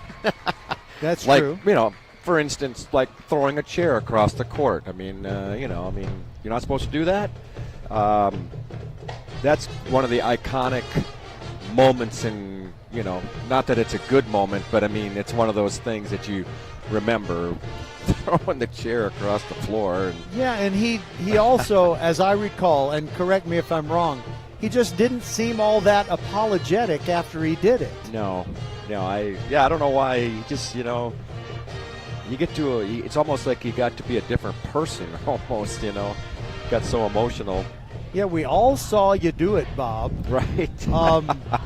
What are you going to say? The appropriate thing to do is say, I never should have done that. Right. It's not going to happen again. Yeah. But he was never penitent in any way. Right. But here's the thing, Patrick. You can tell me if you remember this. And it had to have happened, I'm guessing maybe in 94 or 95, something like that. So the Hoosiers lost, I think, in the second round, or they might have even lost in the opener of their playoff run in March Madness. So I can tell you, not that I'm an expert on this, but I have been to one first-round site. I went to Oklahoma City back in 1994, and that was when we were following New Mexico State, and they lost to Oklahoma State and Bryant Big Country Reeves and Doug Gottlieb. So I kind of saw how they ran these things. You have tons of volunteers. You'll have a guy who is at a certain set of doors, and he has to check people's passes to make sure they have the right pass to go there. You have people that are handling the media. Someone is running a media room. Okay, so the Hoosiers lose. And there is this good, decent guy, probably a member of the Kiwanis Club, probably doing it for nothing. He's running the media room. He's trying to make sure the media people have everything they have, everything that they need. And so somebody mistakenly, but in good faith, told him Coach Knight's not coming to the post-game news conference. So this man, in good faith, takes that to be correct, and he tells the members of the media that Coach Knight's not coming. As far as he knew, that was the truth. Right. He was just doing his best, and he's just a volunteer, okay? Right. Well, Bob Knight comes in and says, he finds out that the word got out that he wasn't coming. He says, "Who told you I wasn't coming here?" And the guy says, "I'll point him out to you in a while." In other words, I'm not going to embarrass somebody who just made a mistake, okay? Right. But Bob Knight says, "You can just sit over there and blankety blank, you've blankety blanked it up enough already." It was just so graceless and mean and unnecessary. Right. It was a mistake. Who cares? They mistakenly told the press corps that you weren't coming. Right. Let it go. But Bob Knight just couldn't do that in so many situations. So if I was to weigh the good and the bad, I'm sorry, the bad kind of outweighs the good to me. I think we saw the bad more than the good, but from what all reports I get that I've heard is he did so many things behind the scenes that people would not have seen, and he did so many things for people behind the scenes that didn't get publicized. So it's hard to say. We see what we see, and it's not always the whole story, of course. So he was a great coach in terms of his numbers and championships and so on. In his last stop in Lubbock, yes, didn't win a championship, but he really made Texas Tech better. Yep. And the people in Lubbock truly embraced him. Well, they had their first, I think they had like 5 20-win seasons, 4 20-win seasons in 5 years or something. They hadn't done that ever, I guess. But anyway, we're ready to kick it off all of a sudden. We sure are. Kind of came on to us here. Yeah, that's what we do for people. We make the second half sneak up on them. Joseph Mejia with a little pop-up kick, and it comes down near the 26-yard line. Fair catch called for and made by Courtney Brown, and I guess Huntsville breathes a sigh of relief because Courtney Brown was very hard for them to tackle in the first half. Yep, she's going to accept the ball there at the 28-yard line, and they're going to be happy with that, with a 28-0 lead. By the way, tomorrow night, starting at 6:45 with the Countdown to Kickoff show, I'll be here at Traylor Stadium all by myself. At least Patrick won't be with me. I'll be calling the Fulsher versus Foster game. Fulsher trying to stay undefeated. Up the middle goes Landon William Callis, and he goes off the left side and he picks up 3 or 4. And as we said a couple of times in the first half, it can be a short run for him, but it can look very impressive just by the quickness and the strength that he shows. Well, I don't know how he got 3 yards on that. There's no business doing it, but he got it. No business. Second down and 7. Movement early, and I think Huntsville made contact. I think we're going to get an offsides penalty. And then on Saturday, I'm leaving it to you and our good friend James Kovaleski. You're going to bring everybody the game between Dulles and Clements to close out the season from Mercer Stadium. I'm going to New Braunfels. My wife and I will go visit our son and his wife, and it's the worst. Why is that? We're going to New Braunfels. It's Worst Fest. That's why we're going for the worst. Okay. W-U-R-S-T. After the offside penalty, it's second down and 2. Scribonic throws it to Montalongo. Gets a quick 5 yards and a first down. Moving down the left sideline, that moves the sticks. It's a first down. Think of First Tire and Automotive for all your car care needs. Check them out at firsttireandauto.com. Kenneth Scott, sophomore cornerback, tackled Montalongo at the 40. They haven't had to do a whole lot of passing tonight, and they've been relatively short passes. Effective, partly and probably mostly because their running game is so strong here tonight. Well, prior to the game, Coach Brian Randle was telling us his Randle Lions had so many injuries, they should be 9-0. They're 8-1. Scribonic thrown to the far sideline, another catch, and that one kind of a tough one as he had Jaden Osborne leap up into the air, had a defender cutting his legs out from under him as the ball arrived, but he makes the catch for a 7-yard pickup to the 47. Obviously, Huntsville, if they have any designs of coming back in this game, they've got to get off to a good start here and stop them on this first possession, but the Lions are on the move. Scribonic takes the snap, fakes to William Callis and throws it to the near side, gets it in the hands of Courtney Brown. He's slippery. He gets to the 50. He needed 3 yards. I think he got exactly that. And they're going to tell him to move the sticks on down the field. That is a first down. Think of First Tire and Automotive for all your car care needs. Check them out at firsttireandauto.com. And Randle folks, I recommend that you go to the entrance to the Greatwood subdivision. They have a location of First Tire and Automotive right there. Scribonic takes the snap, gets rid of the ball quickly, and it is caught. And it's a long gain all the way inside the 15. Still trying to get loose, and finally yanked down is Jaden Osborne. There's a flag thrown early, but it's offsides on Huntsville. They'll obviously decline that, and these Randle Lions are going in for the kill right now. They sure are. I think there was a penalty thrown downfield too. Looked like there might have been interference on the catch, but it didn't matter. He still caught it, and he ran for extra yardage, and he was hard to bring down too. And they actually, our referee is actually giving us the call here. Yeah, it is defensive pass interference, declined, and I don't know if he had his mic on or not, but we couldn't hear him over the band anyway, but it didn't matter. We saw the signals.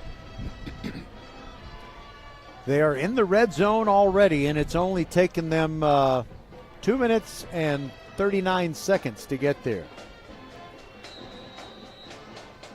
Scribonic looking back at the play clock because I guess, well, he could look at the one in front of him. I don't know why he looked back.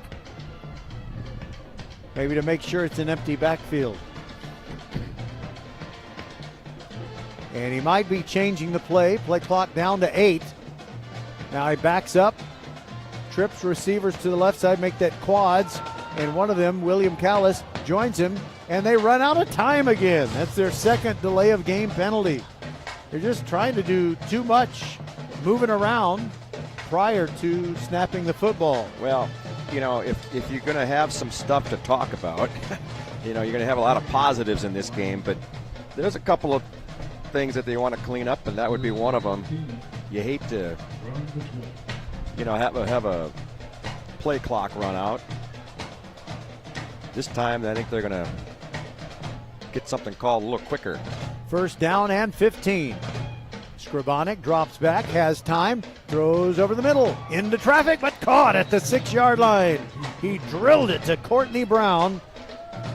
And that gets back just about everything they need to get another first down, but they're not so much thinking first down, they're thinking touchdown as they have 2nd and 2 from the 7.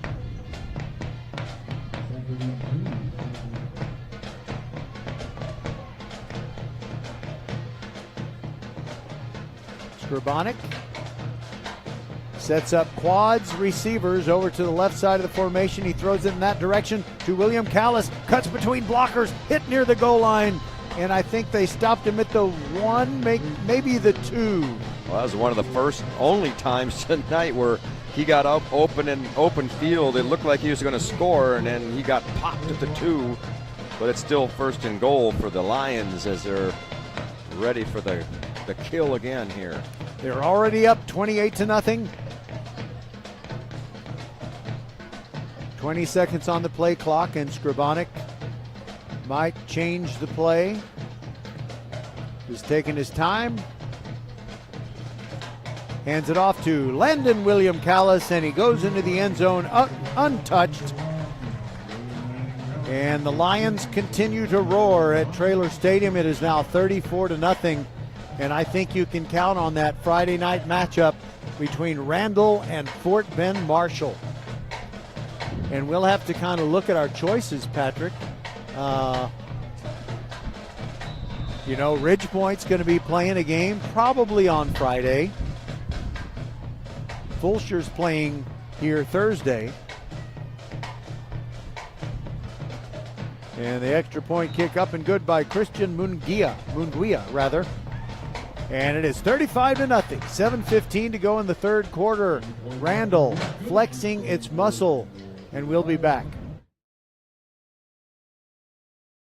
Archer Volkswagen showroom is open, and our team's excited to help you. Visit our sales department Monday through Saturday from 9 a.m. to 9 p.m. Or bring your car in for service from 7 a.m. to 7 p.m. Monday through Friday, and Saturdays from 9 a.m. to 2 p.m. We're closed on Sundays to rest and recharge with our families, so we can serve you well through the week. We hope to see you soon.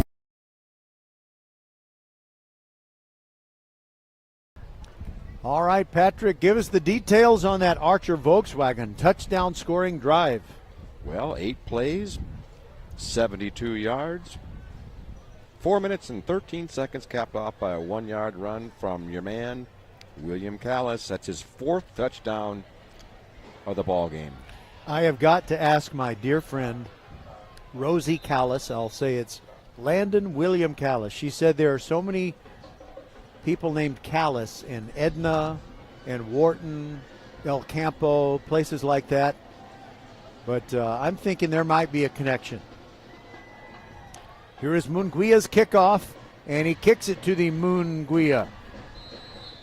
Actually, that's a little bit of an exaggeration, but he did fly it into the end zone, and Huntsville is not going to bring it back. Well, were you expecting this kind of a score tonight, Roger? I think Huntsville might be a little shell-shocked here. Yeah, I just thought that Huntsville would bring more to the party offensively. Their defense has not been bad, other than giving up a couple of really explosive plays where William Callis took it to the end zone. They have done virtually nothing on offense tonight. They just can't get anything going, and I got to give a lot of credit to the Lion defense. They're swarming all over the place. Marcus Lewis going to hand it off straight ahead. Minimal gain, 2 yards maybe. Braylon Phelps got sandwiched there, and part of the sandwich was Michael Blake. And on the other side of the sandwich was Tayshawn Williams. Little Dijon mustard on the first play for Braylon Phelps. That looked like a same type of play as the first half. That's all they're getting. I said he got 2. You know, he only got 1. And Marcus Lewis throws far sideline and just too tall for his receiver. They don't miss by much on the passes. I'll tell you, just either a little overthrown, a little wide of the target. He was open. He was I mean, it was a good pattern, and I guess it was just a little bit high again, and thought maybe he could have caught that one, but it's hard to tell from way over here exactly if he could have or not. 3rd and 9. They've had a lot of these kind of situations. Yeah, they have. I don't think they've had a 3rd and 1 all night. Lewis going to the left, now spinning away from the pressure. Here it comes, and they clamp down on him. And how many Lions are in on that sack? I can't name them all, so I'm just going to name Curtis John Miller, one of the captains, and that sends them back to the 19-yard line. So it was a loss of 7. They'll boot it away. Roger, this will give you an indication of the dominance of the Lion defense. That was the 6th 3-and-out of the night for the Huntsville offense. 6th time out of 8 possessions they've gone 3-and-out. I know some defenses. Hold on. Mejia punts it away. It's into the wind, so it doesn't fly very far, and it takes a backwards roll short of the 45 and goes out right at the 40-yard line. It'll be a short field for Randle. But I was going to say that we know of some teams who don't get 6 3-and-outs in a month. I know. That's true. And they're just struggling tonight, they'll be aren't they? nameless to protect the the guilty. Yes, sir. 35-0, and we better start pulling some things out of the hat here. I got a score on that Thursday night showdown with our friend Todd Freed, as on the first play of this possession, it's going to be 1-yard gain, if that. Sean Smith went off the left side, but someone crashed in and wrapped his feet up. That was Norman, the defender, the linebacker for Huntsville. Got him by the ankles. Have you never ever known of a young man named Mukoryik? No. Well, that's Norman's first name. Yes. You usually just stick with the last names. Well. 2nd down and 11. Scribonic looks right, now throws back to the left, throws it into a crowd, and he's lucky that one wasn't intercepted.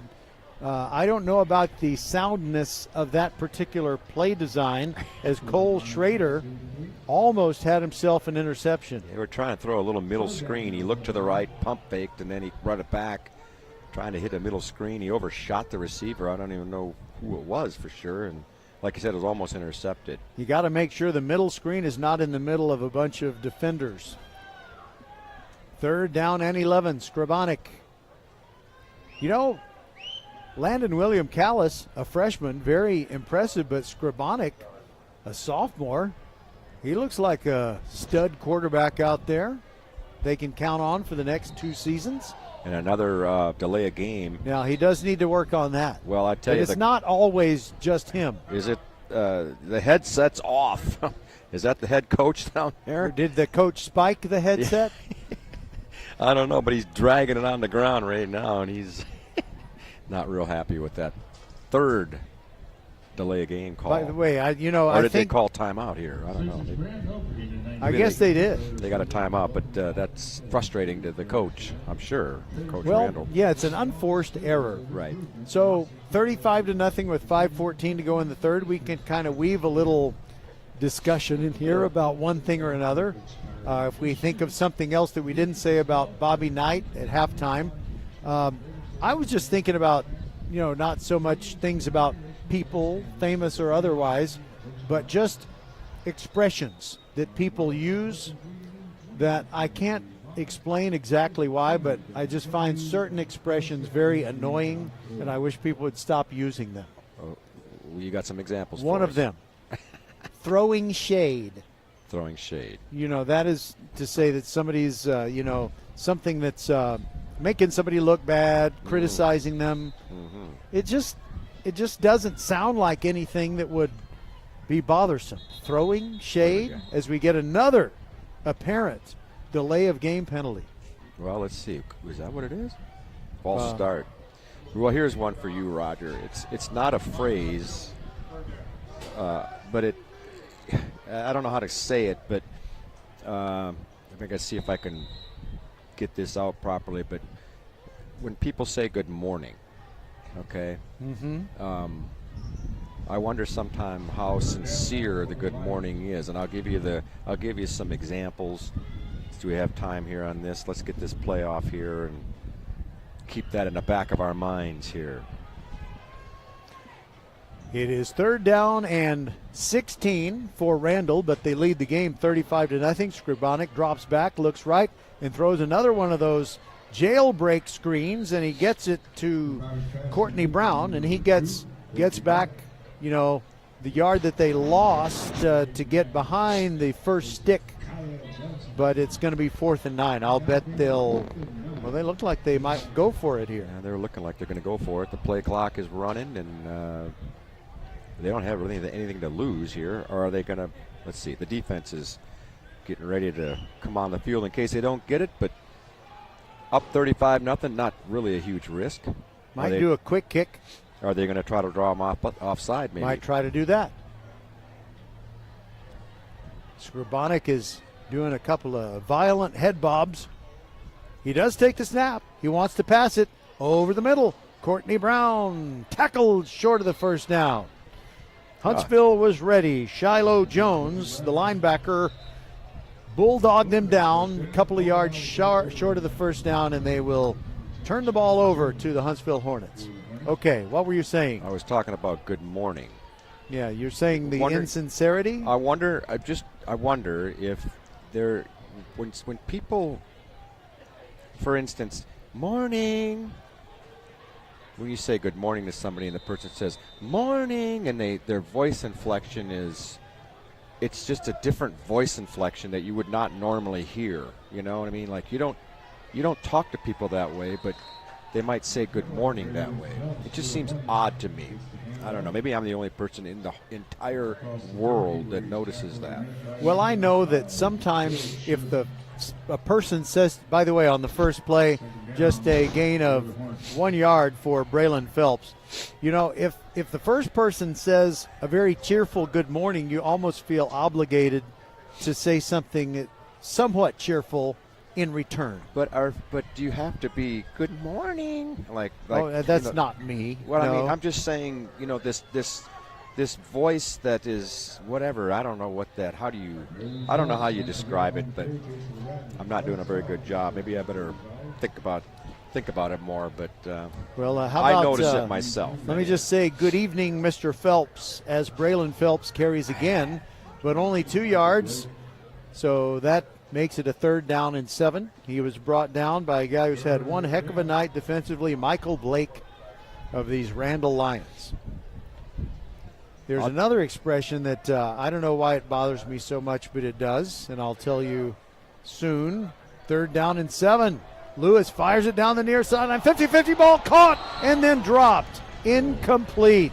Oh, that's heartbreak for Melton Green. Looked like he had his hands around it, and it just came out as he hit the ground and looked to make a move. That would have been the biggest play, and he for Huntsville tonight, and he could have almost taken it to the house there, but he just forgot the luggage.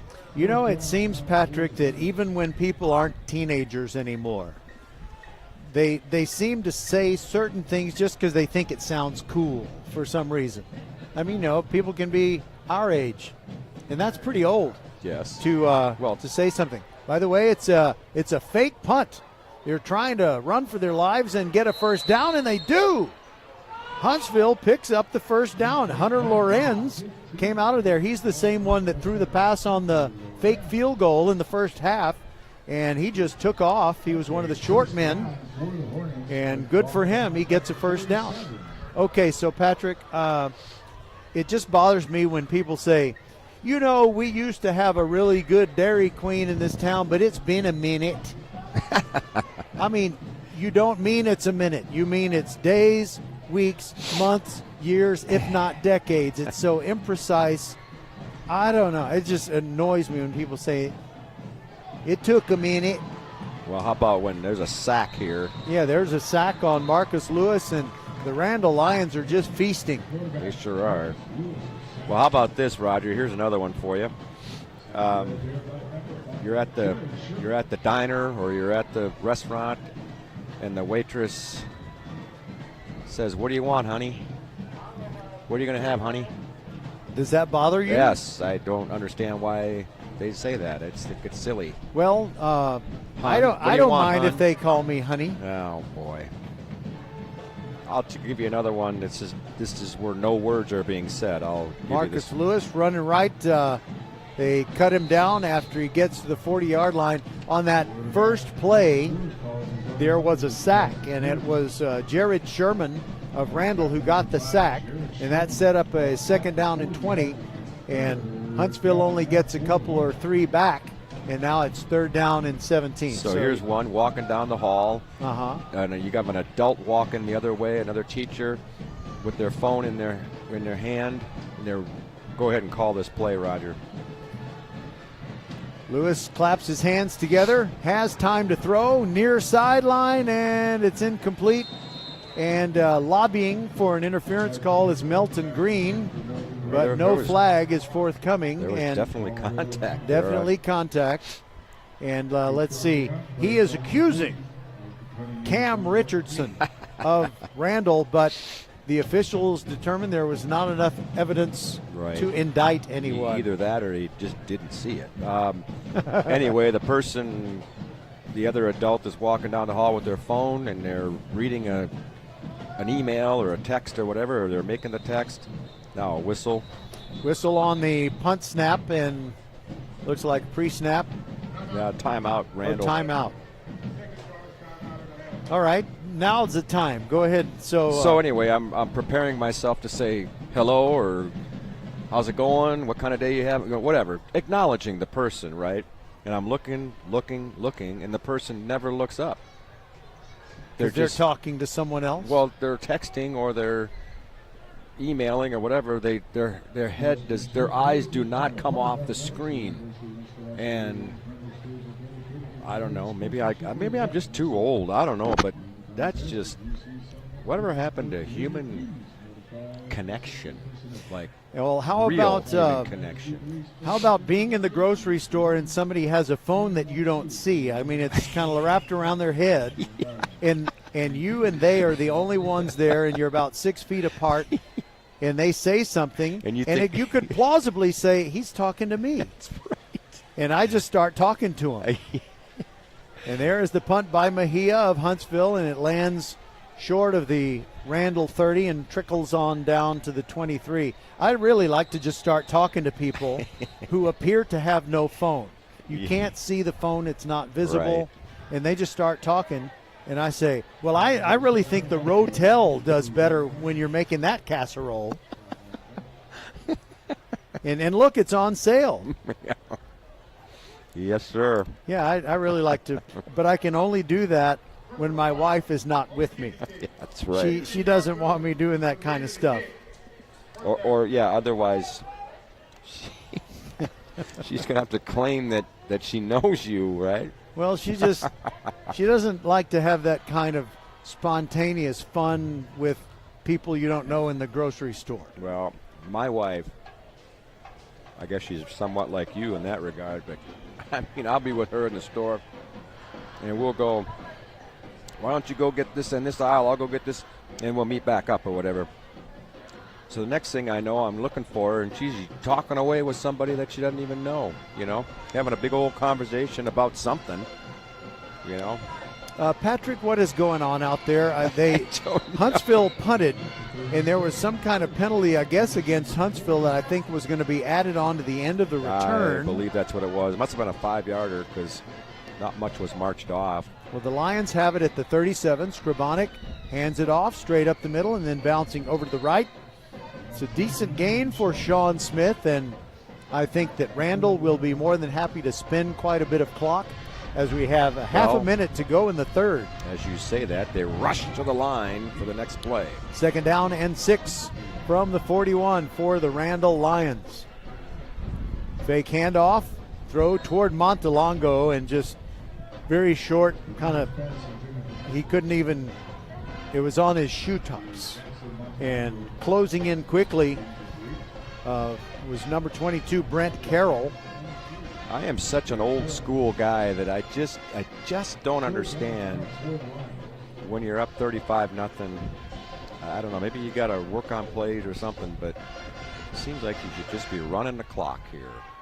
I don't know. I'm too fuddy-duddy, I guess, Roger. A football fuddy-duddy. Skrabonic throws a long pass down the far sideline, and there's contact, but no flag, and I think that's appropriate.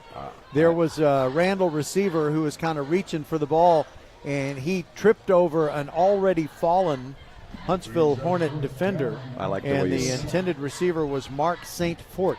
I like the way you said that, the already fallen.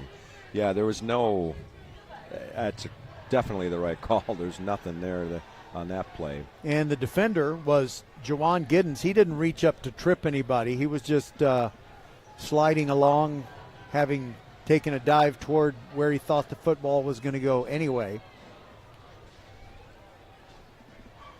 Oh. And there is going to be a short punt by the Randle Lions, but it's a decent roll. Well, really pretty good, actually. How did Goes that out of ball bounds stay in at the bounds? 31. 28-yard punt with no return. That's the And end of the third. It also looked like Munguia was going to draw a running into the kicker penalty, but he didn't, and that's the end of the third quarter, as Patrick said. 35-0. We'll be back. Randle doing a great job tonight, dominating every phase of the game against the Huntsville Hornets. We'll be back on VypeFortBend.com. Settle down, class. Colin, you're up. My fellow students, for today's show and tell, I present to you my phone. It's made with glass and an array of precious metals I can't pronounce. It's powered by Xfinity Mobile, so it's fast. Anyway, with Xfinity Mobile, we save hundreds of dollars a year.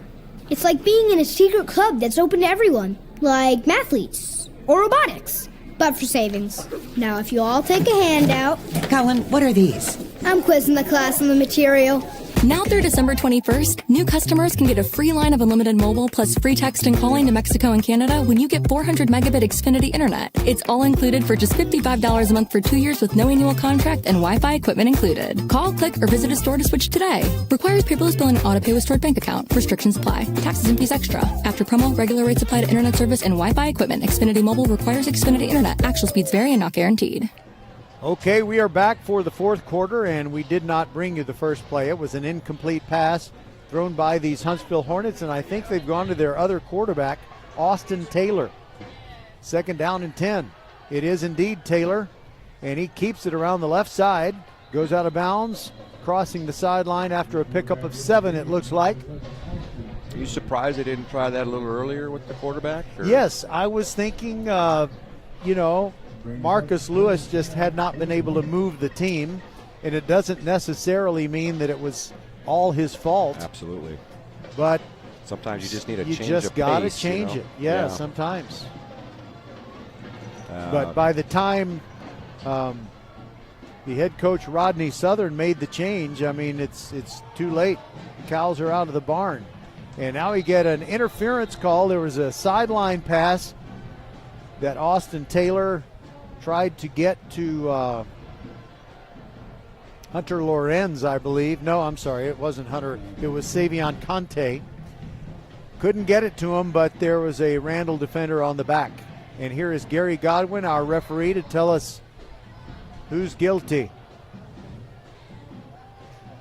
He's still trying to figure it out. Oh, I think. Well, now they're talking to the coach over there. He doesn't say who did it. Well, he redacted. But we did know there was a penalty on Randle that play, and they did get 15 yards from it. So really, Huntsville, they've got playoffs coming up, and they simply want to get some confidence for those playoffs. And there is the give over the left side. It's Braylon Phelps, and good evening, Mr. Phelps. You've made it 6 yards down the field to the Randle 44. I believe that Huntsville will be playing Texas City, which is very likely to be the second seed coming out of District 9, 5A, Division II. And I think they need to beat Nederland tomorrow night, but I think that's what's going to happen. How do you see Huntsville matching up against Texas I City? I think Texas City is going to knock them out of the playoffs. And there's the throw by Austin Taylor down by the far sideline, and he overthrew Savion Conte just like Marcus Lewis overthrew several receivers. He had a good arm again. It was a nice-looking pass, but it was 5 yards beyond his receiver. And I don't know, what do you think about 6, 7, or 8 of those passes tonight have been that way, high or long? By the way, have you ever been to the stadium in Huntsville where the Sam Houston State Bearcats play their home games? I have not. It's Bowers Stadium. It's a very nice kind of sunken stadium. As Austin Taylor rolls right on third down, sideline pass complete. First down, 35-yard line, make it the 34. He delivered it to Peyton Pryor, who quickly rerouted himself inside the numbers, and now we have some pushing and shoving. And as Pryor was trying to get up, I think one of the Randle Lions was trying to yank the ball away, and they have separated Jared Sherman from the rest of the players and said, calm down, young feller. And he's over on the Randle sideline. There's no sense getting all bent out of shape when it's 35-0. Well, there were about 4 or 5 Huntsville coaches sprinting on the field and waving their arms for their players to stay on the sideline. And you're right, Roger. There wasn't even a penalty called on that play. Probably good restraint by Gary Godwin and his crew. Agreed. Austin Taylor drops back in a whistle before he gets the ball out of his hand. And what's this going to be? Probably false start. I'll tell you what, though, I've been watching a couple of players. I watched on that last play, one of the players for Huntsville gave the what for to one of the Randle players, and I just hope that it doesn't get to the point where we get one of those unsportsmanlike conduct penalties or getting somebody thrown out of the game. Like you said, Roger, it's not worth it. 35 zip. Just finish it out and get ready for the playoffs. And don't do anything that might get you sanctioned for the first round of the playoffs. Exactly. Austin Taylor handing it off. There goes Phelps. Cannot beat the pursuit. He is dropped 5 yards behind the line of scrimmage, and there's a lot of jawing going on. We might see some flags. Wow. Jaquin Parker, who is, they have a whole bunch of second teamers out there for Randle who are getting a chance to play, and they're not only playing, in the case of Parker, they're talking. I think he got lucky there because he was in the face of the runner there, and Mr. Phelps, and he's lucky he didn't get a penalty. Second down and looks like 19.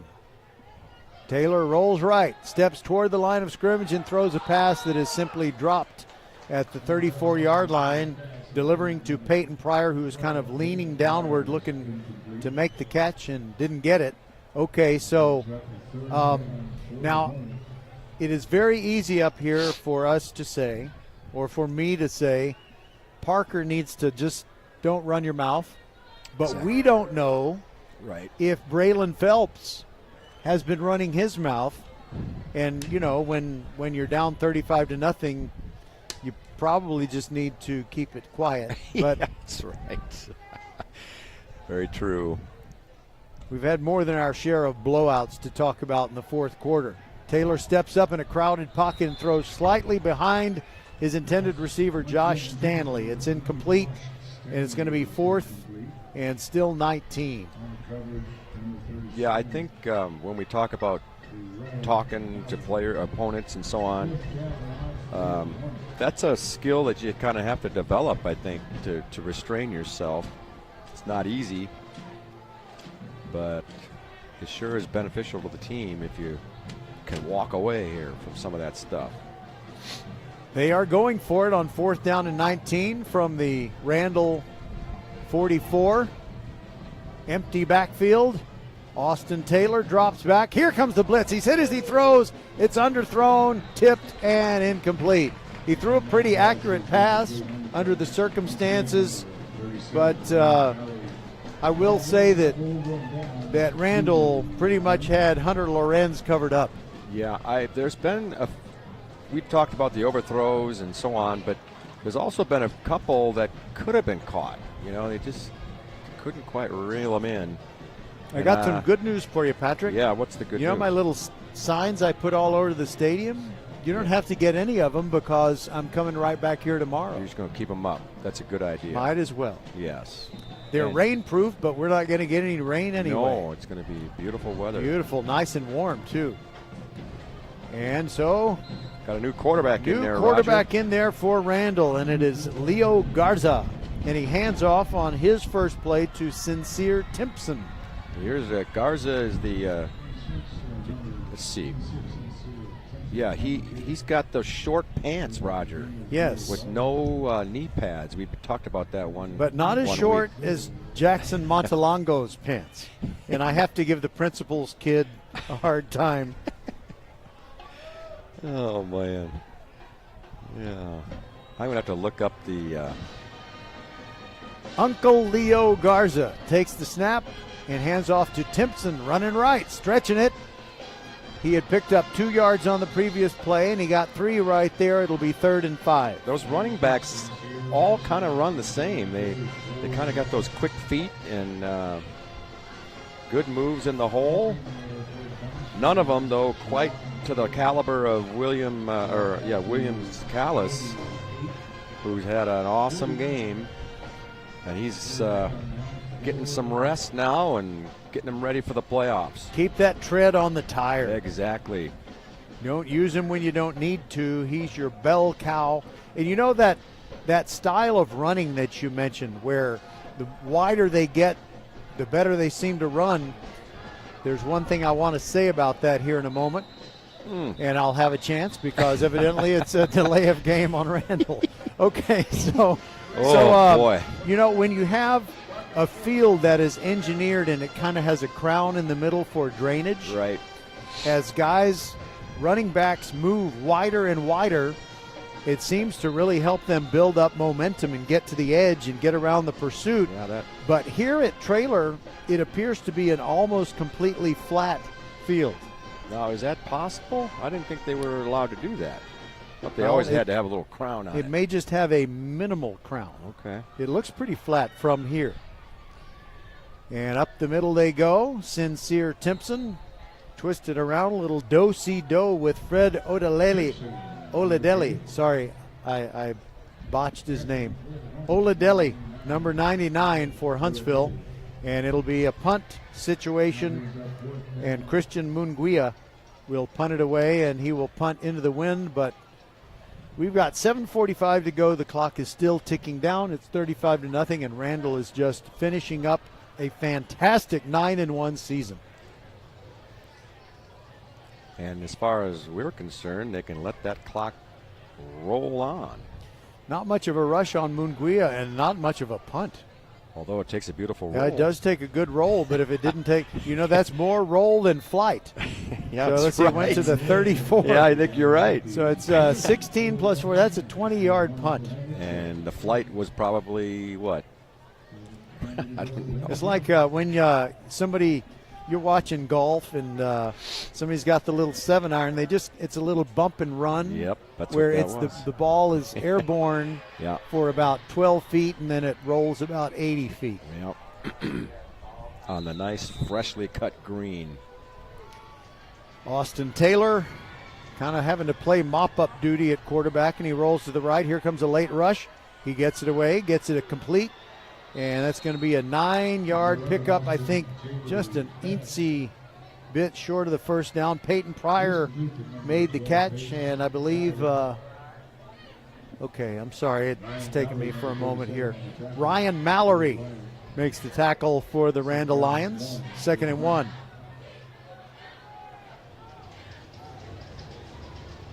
It will be a long drive back to Huntsville. There's a run to the left by Phelps. He gets the first down. He's still running hard, I'll tell you that. Yeah. Phelps carries it to the 49. That's a pickup of 6. And they move the sticks. That's a first down. Think of First Tire and Automotive For all your car care needs, check them out at firsttireandauto.com. You haven't been able to say that a whole lot in the second half, Roger. There hadn't been a whole lot of first downs. We're coming to the midpoint of the fourth quarter. First down and 10 from the 49 of Huntsville. Taylor stands strong, throws, and he's got a completion. 26-yard line. Slant and quickly brought down. He got it to Hunter Lorenz. And I believe it was a quick tackle by Jaquin Parker. Or I might be mistaken, it might have been Ryan Mallory making another tackle, the second one on this possession. Rolling to the left is Taylor. Now he runs and goes straight up the middle of the field, bounces outside the numbers on the near side, and runs out of bounds at the 15. That'll be another first down on a 13-yard pickup by Austin Taylor. By the way, Patrick, something I always enjoyed when our boys were growing up and we would take a trip up I-45 to wherever. We go through Huntsville. We always salute the big statue of Sam Houston. Sam Houston. Yep. Yeah. Seen that many times. Austin Taylor rolling left. And he pulls it down and runs and just gets back to the line of scrimmage. That's it. Nearly a sack. Nearly a sack for Curtis Franklin. Yeah, it's going to be, I think you were right, Roger, line of scrimmage, which means, too bad they don't just say if it's a 0-yard gain, that's a sack too. But I guess it's got to be a negative. It's got to be a TFL, tackle for loss. Taylor gets it out of his hand quickly, fade route to the far pylon, and it is caught for a touchdown. Huntsville gets on the board. Savion Conte. Boy, that was a beautiful pass. He put it right in there, and good catch there down there too. That's pretty good timing on that play. And so they can feel a little bit better about the game. Got some points on the board. Maybe it'll shave a couple of minutes off that ride home.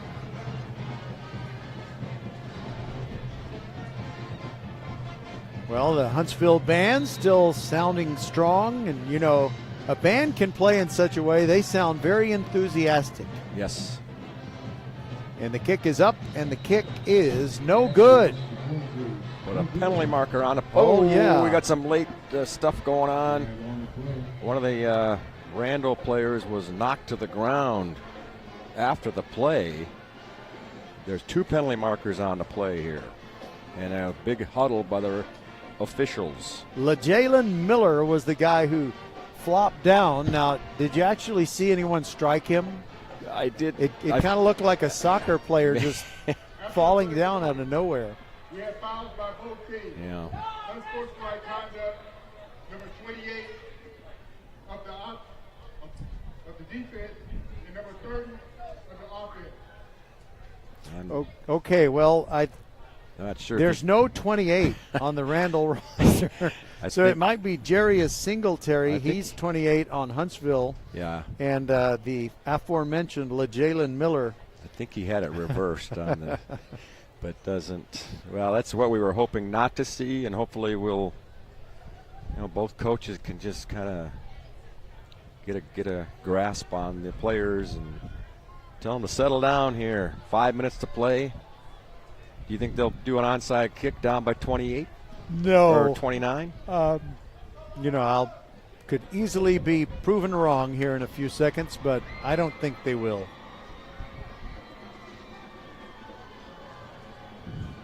Yeah. Did you ever? I think you mentioned the helmets of Huntsville, but they have about the most simplest uniform you could possibly have. Both teams, basically. By the way, as you're talking, they are lining up for an onside kick. Yeah. That was good of you to kind of raise that possibility. But what about the uniforms Well, again? they're just very simple. There's no stripes. It's just white. Here we go. And it takes a high hop, but Randle handles it. Good scoop down there. Is that number 9? 9. It's number 9, Sean Smith. No relation to me as far as I know. I didn't grow up in Fort Bend County. Have an aunt and uncle, though. Actually, I think they're south of Fort Bend County. They're down in Wharton County. What song is this? I don't know, but you hear it all the time. Yeah, you hear it all the time. I've been hearing bands play it for decades. I've been hearing them play for a minute. I think they played No, it when decades. I think they played it when I was in high school. Running left and trying to stay in bounds and being twisted around and finally brought down. Sincere Timpson. Tell you what, these backs for Randle, they do not go down easily. Every one of them seems like they've really gone hard all the way to the whistle. Under 5 minutes to go. You're going to tackle me, you're going to have to earn the tackle. I don't want to tackle you. Well, I just... Oh, I get it. Second down and 7. Garza hands it off. There's Timpson fighting. And by the way, there's this young man who plays for the Timpson Bears. And his last name is Bussey. I forgot his first name, Bussey. He is just an all-everything player who at his classification, I believe Timpson is a 3A team. Was that 3A Division 1 or Division 2? I don't know, and it really doesn't matter. But he can just break any play for a touchdown from anywhere on the field. He's a Vince Young of Class 3A. Remember that name, Bussey from Timpson, and he's going to go to A&M if he doesn't change his mind. There goes Timpson. Stiff arms a man, but he's still deep in the backfield and trying to stay in bounds, but he can't. He goes out of bounds. Penalty marker came flying in there also. A big old yellow rag came flying in. Yeah. By the way, my mom, who, as you know, passed away in 2021, she had so many Southern expressions that she used. And referee Gary Godwin says offensive holding declined, and Randle will send out the punting unit. So my mom would say this not very often, and I never really knew what it meant. Doesn't that just tear the rag off the bush? But I did hear someone else say it, and it was actually a sports announcer. And I don't know who it was. Can I just say that I've never heard that until Never heard it. Well, you grew up in Wisconsin. That's right. And the punt is away. Nice job getting it out of there by Munguia. And they just let it roll around. And with 3:12 to go and the clock, 3:11 to go, Huntsville will try to get another score on the board. They got one to make it 35-6.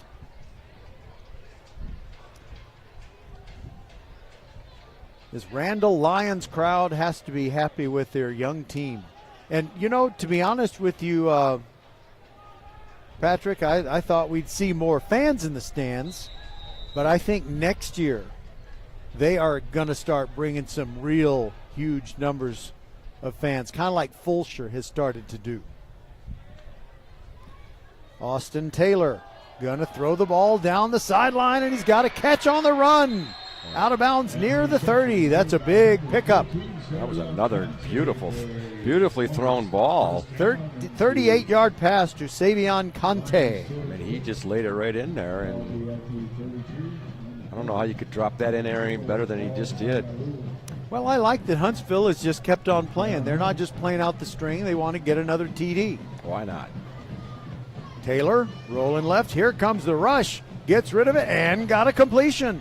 Not much yardage, but Lorenz was open, and he picks up 2 and goes out of bounds. So they preserve some time and give themselves more time and opportunity to get down there and get another touchdown.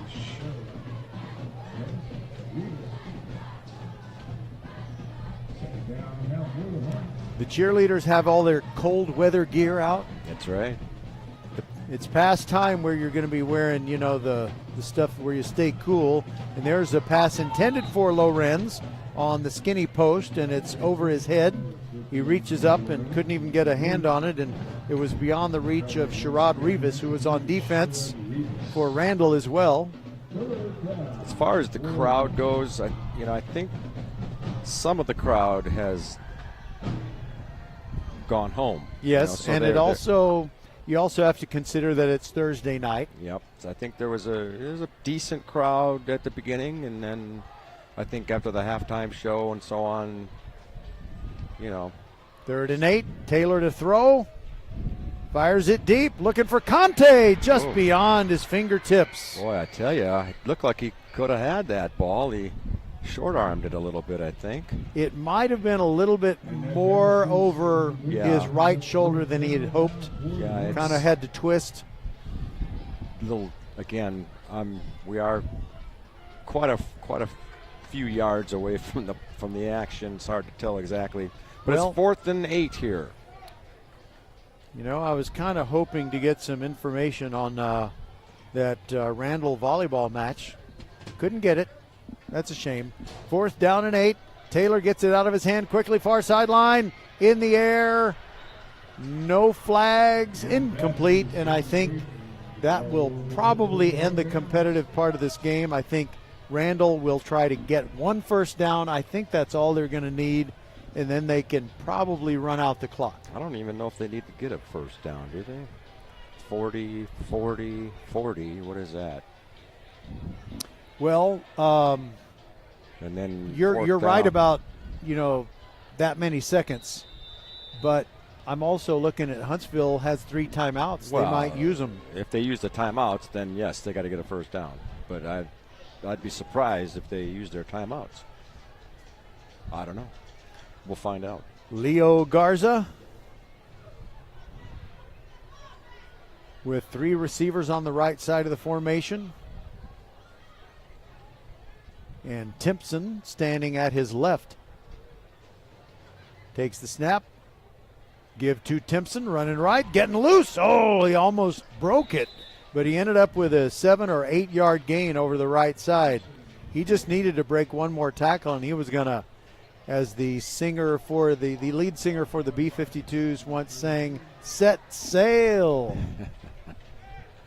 You like the song Love Shack? Yes. I like that song too, and if I'm ever in a karaoke situation, if I can find the right female partner, I can really do the... You think you could, huh? I've already done it. Oh, you have? I've proven myself. 2nd down and 3. Oh, my goodness. Garza ready.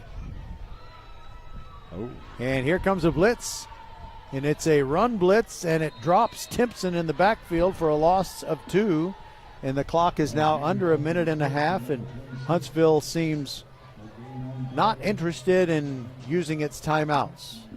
Yeah, I think that's a wise move on their part. And you want to hear a little of the Love Shack? Come on, Roger. I mean, if you want to put it out there, it's...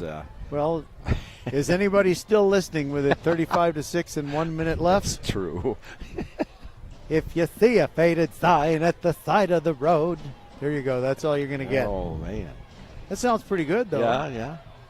Let's see. This should be the last play, Roger. Timpson running right on 3rd and 6. Can't get to the line to gain. And we're at 39 seconds. That's it. They don't have to run another play, and I don't think they should. Line them up at 50 and shake hands. It's playoff time now, Roger, and these teams have figured out where they stand in the district. Yep. So Texas City awaits Huntsville, and Fort Bend Marshall awaits Randle. And I think, Patrick, we can honestly say you and I have seen enough to be able to say that even though Fort Bend Marshall a couple of years ago lost to Barbers Hill in the first round, I think this Randle team is going to be the toughest first-round opponent that Fort Bend Marshall has seen in what I call its heyday the last 7 or 8 seasons. I would agree with that. This is going to be their toughest by-district round test that they have ever seen. I would agree with that. But it's going to be a test for Randle as well. And I agree with that.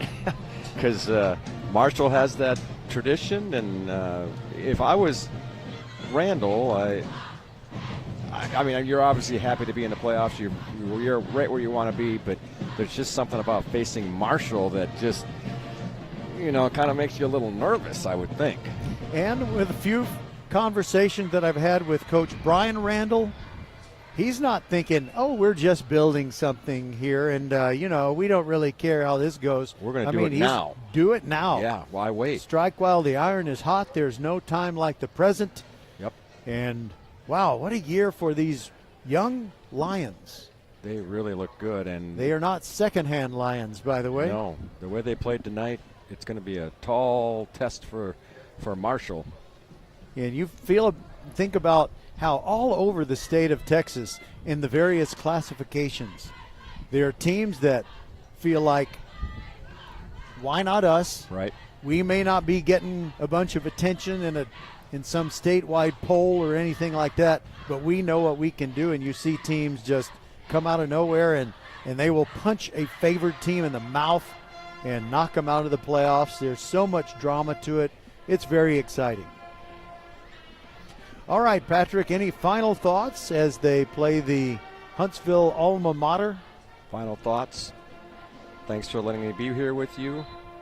Have a good game tomorrow and have a good evening tonight. All right, and by the way, I'm going to need you to be up at about 10:30 so I can drop the gear off at your house after I do tomorrow night's game. Tomorrow night.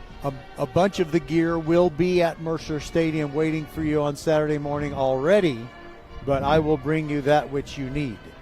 Sounds good. And Roger. you and Kovo have a good broadcast, but I will be ready to talk with you and get you underway, but I'll also send you an email. So be sure to look at your email no later than noonish tomorrow. Sounds good.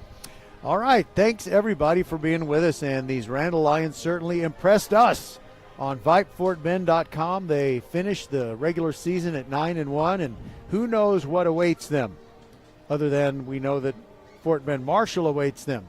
Just what will be the outcome? It's very, very interesting.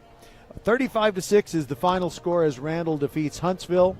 For Patrick Kinnick, Nate Nunez, Merle Bertrand, Suna Venkat, Bob McKay, and James Kovaleski, I'm Roger Smith saying thank you for being with us on VypeFortBend.com. Remember, it's always free to listen live or listen later on the VypeFortBend.com podcast.